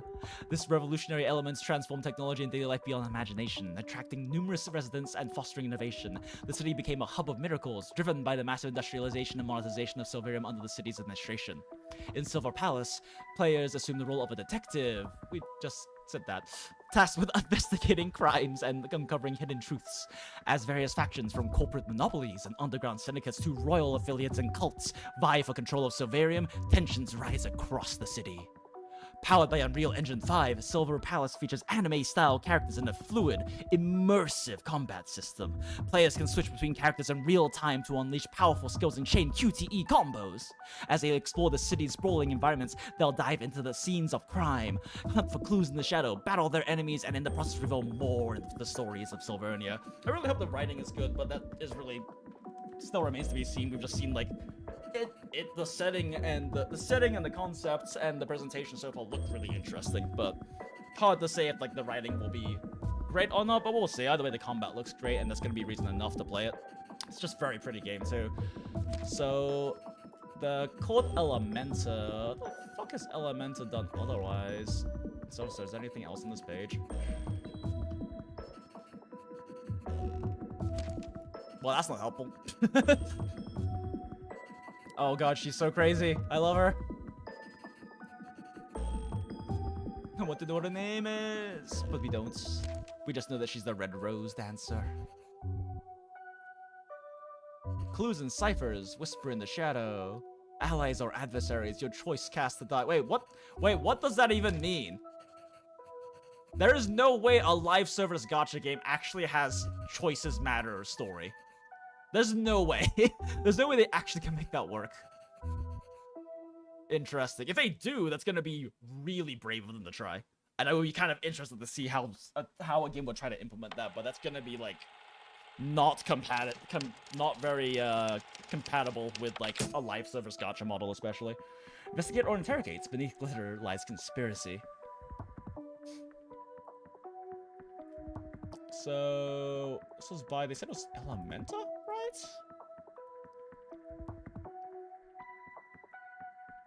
Interactive entertainment brand Elementa. Elementa Silver Palace. Publisher Elementa and developer Silver Studio.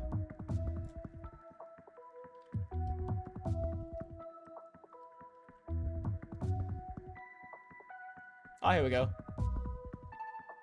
Silver Studio is a video game developer headquartered in China and a subsidiary of Happy Elements. Video game publisher and developer with studios and research institutes in Beijing, Shanghai, and China, and Kyoto and Tokyo in Japan. Happy Elements.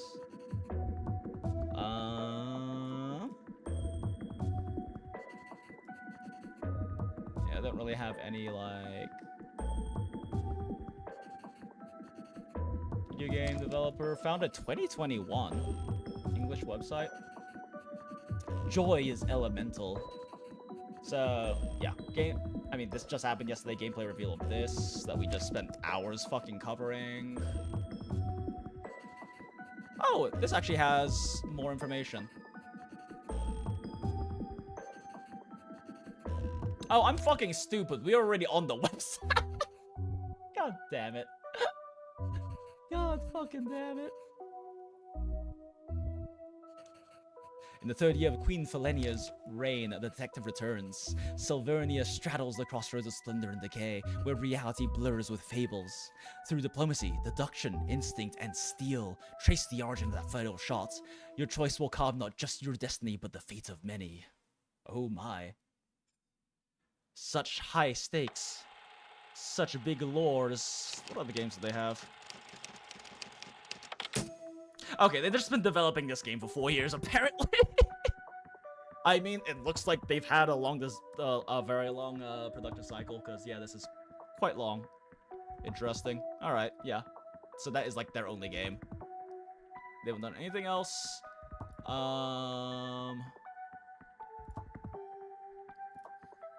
Make the world happy. Looks like they've made a bunch of other cute... Oh, like, the publisher has published a bunch of other little games, definitely. But, I mean, that's the publisher. The actual developers... this is actually their first game. It's very impressive considering it's their first game. I do wonder what talent they have on here and if they might be from like, other studios. Who have, like, experience in, like, the action gacha sphere.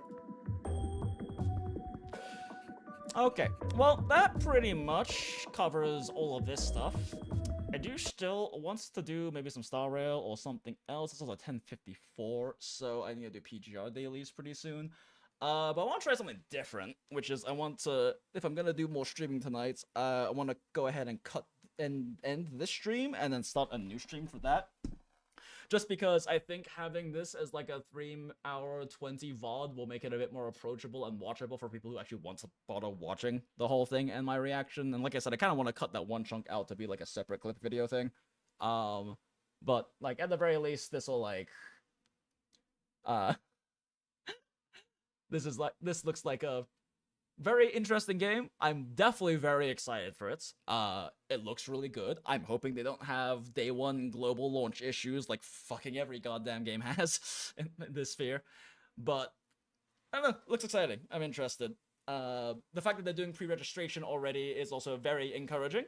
It shows that having pre-registration already means that they're fairly along with the products, because I don't know if they would bother pre-regging if it was still like a year out on the game, but maybe I'm wrong. I don't really know how that shit works. Maybe it still is like fucking year from now, who knows. But either way, looks like a very exciting game, very well polished. We just looked at it, and Elementa Games, like, literally, this is their first project, but they were established in 2021, so they've been working on this for 4 years. The Goondala does, in fact, approve of this game very heavily. True. The Goondala on the River of Styx on the way to Gacha Hell heavily approves of this game and its character designs. I mean, god damn it, just look at her. God damn it, just look at her. She seems like the type that would seduce you, take you up to a hotel room, and then shoot you in the face and take all your shit. Maybe after a little fun first. But, yeah. And just also, like, the MC, the detective, like, this is...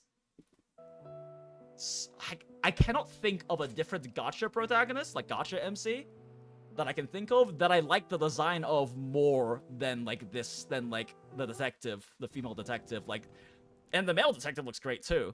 Which is surprising for me to say that about a male MC in one of these games. But, like, the design is fucking gorgeous. And like we were going over earlier in the stream, like, the designs don't have, like, for the most part, seem to be devoid of, like, random, stupid, bullshit design elements that don't really mean anything. Like, they have very consistent shape and design language, stars and, like, little angel wings for, like, this cutesy little child character. And, like, very clear heavy floral patterns, along with, like, little gems, which kind of fits the whole, like, all we know she's called the Red Rose Dancer so far. Definitely fits that, but then you have, like, these feathery elements right here that in my opinion, add, like, a bit of sharpness and a bit more, like, danger, for lack of a better word, to her design. Kind of really adds that femme fatale sort of vibe. And then, like, a spiky tiara and everything, but, like, very consistent, like, design language. It doesn't feel like there's, like, random symbols or silly shapes or things like that that just don't make sense. Like, even the patterning of, like, her corset here, which, by the way, I like that so far the only, like, really propped up a booba character we've seen, you know, is literally wearing an actual corset. But even this looks like it looks kind of like vines or roots or, like, very stylized, like, tree branches and stuff, so it still fits in with the overall aesthetic. And the bartender character, I didn't even know he was a bartender when I was looking at his character at first, and then, was it Acraphus in chat? Was the one who met, was it Acraphus or Niraj, or who was it? I want to say the wrong person's name, told me that he was, in fact, a bartender. Oh, Javad, yeah. Thank you, Javad, for that.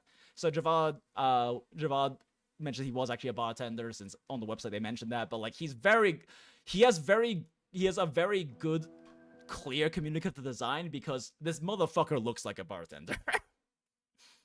Yeah, the other guy. Yeah, it was Javad. Appreciate it, Javad.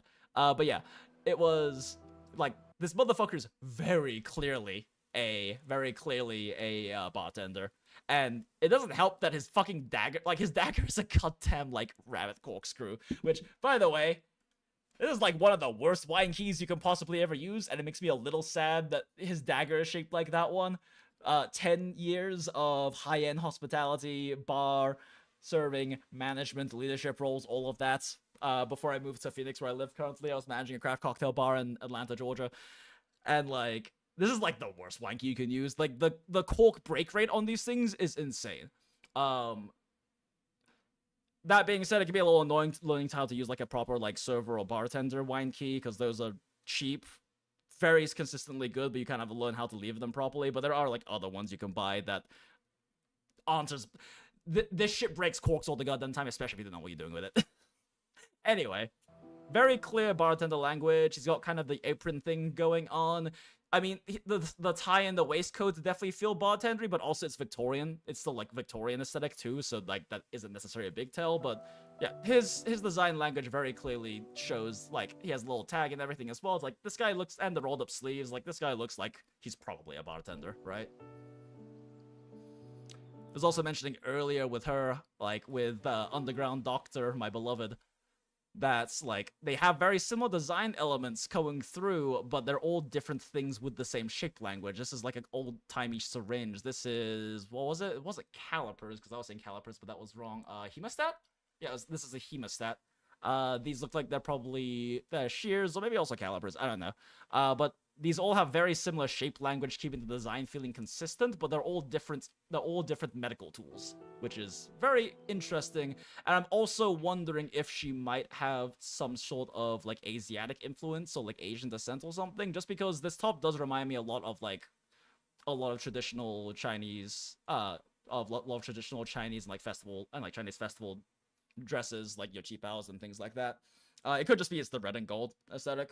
But yeah, being Chinese, I don't know, this just screams to me that like this character might have like Asian descent or Asiatic influences or something, but it could really just be like a random design choice and not actually any kind of design language. But yeah, Gundala approves. Also, the MC, like, fucking the detective looks so good in this game. And she has like a nice, like, she doesn't really have too much in terms of jiggle physics. She is a great example of medium is premium, because that is very much pro my taste. I was mentioning earlier how I really like what they decided to do with her body type, because like, especially with like Genshin and MiHoYo having been like a big, kind of like the big thing to emulate. A lot of games, action gachas, end up having the same sort of body type stratification as they do, where like you have like the adult older woman, like tall woman body type, right? In like your Genshin, your Honkai Star Rail. ZZZ is completely different. ZZZ just goes fucking crazy with character models. They don't give a shit, and I love it. But like, it's also the kind of the same in Honkai Impact. You have like your tall older woman, and then the next step down is teenager. Like that's like there's like no gradation behind that. You either go from like very, very young adult / teenager body type to tall, sexy adult hag. Like that's the only two that like, and then you have like shorter one, and then you have like child / lolly, right? But yeah, like the detective in this game is a really nice in-between between that, because like she's got like long nice legs, she's got a very athletic figure, and like she has like a nice ass, but her nice ass is also well toned and not super jiggly, because like she's clearly aesthetic. Yeah, like Acrafius mentioned, like the toned athletic body type, and if you've ever seen the questions I have, I had a brief encounter with one when I was younger as well. But yeah, no, this is exactly like, this is exactly like, you have to have really good and athletic like legs and ass if you want to ride horses all the time. But yeah, medium is premium. Big fan of it personally. Design is great, and just like, yeah, her body type is great, because like you can see right here, like she's not like a tiny teenage body or anything. She's not like a super tall like mommy quote unquote body type or something. Like she's a nice in between. She looks like a young mid-20s maybe adult, and I'm a big fan of that. Also, just in general, the game has like a much more mature vibe to it, which is definitely the kind of thing I prefer. It's part of why I like WuWa, and I like WuWa and PGR better than like the tone, at least in like Star Rail and Genshin and stuff. ZZZ is interesting because ZZZ is a fun mix of like brain rot zoomer, like humor bullshit, and then like also really dark, intense, mature moments where they actually like do an interesting job diving into things like trauma and regrets and all of these, and like foils of characters of certain inflection points in their lives. Like they get really fucking dark sometimes, so it's kind of a nice balance of the two. It's also why I like Honkai Impact 3, because Impact 3 also like is willing to broach much darker, as well as just in general more mature and nuanced subjects than I honestly really see Star Rail and like especially Genshin ever really get into. They're much more, I guess, family friendly, for lack of a better word. But yeah, I don't know. This game just looks incredible. I am very excited for it, and I'm gonna have to figure out what fucking game to get rid of, because I can't afford to fit another gacha game into my fucking schedule. Fucking kill me. Okay, anyway, that's enough gooning. That's enough yapping on this particular subject. 别跑吧。 Even though I'm just gonna watch. We can goon a little bit. We can just watch female detective as we close out. I am gonna just probably start like immediately start a new stream right after I end this one, just for some Star Rail stuff. Maybe take like a 10-minute break or something. Oh no, she's so hot. But I do want to go ahead and cut the stream now, so that it's like more approachable for people to watch if they want to. You know, a 3.5-hour stream is a lot more reasonable to like, and less scary to like sit down and rewatch if you want to watch the VOD, compared to like my fucking like 8 to 10-hour streams I regularly do because I'm a maniac. Okay, well on that note, crawling through this tiny alleyway, ready to get shivved and all. I think that's pretty much it. Yeah, so, fun times. Very exciting game. Spent way many more hours than I probably reasonably should have, analyzing literally frame by frame a bunch of shit in the game. But yeah, anyone who's watching the VOD or whatever, I don't know, do like the, algorithm things, I guess. Like the video, leave a comment or whatever, subscribe, hit notification, I don't really care, do whatever you want. Yeah, this is a hobby to me. Anyway. Bye.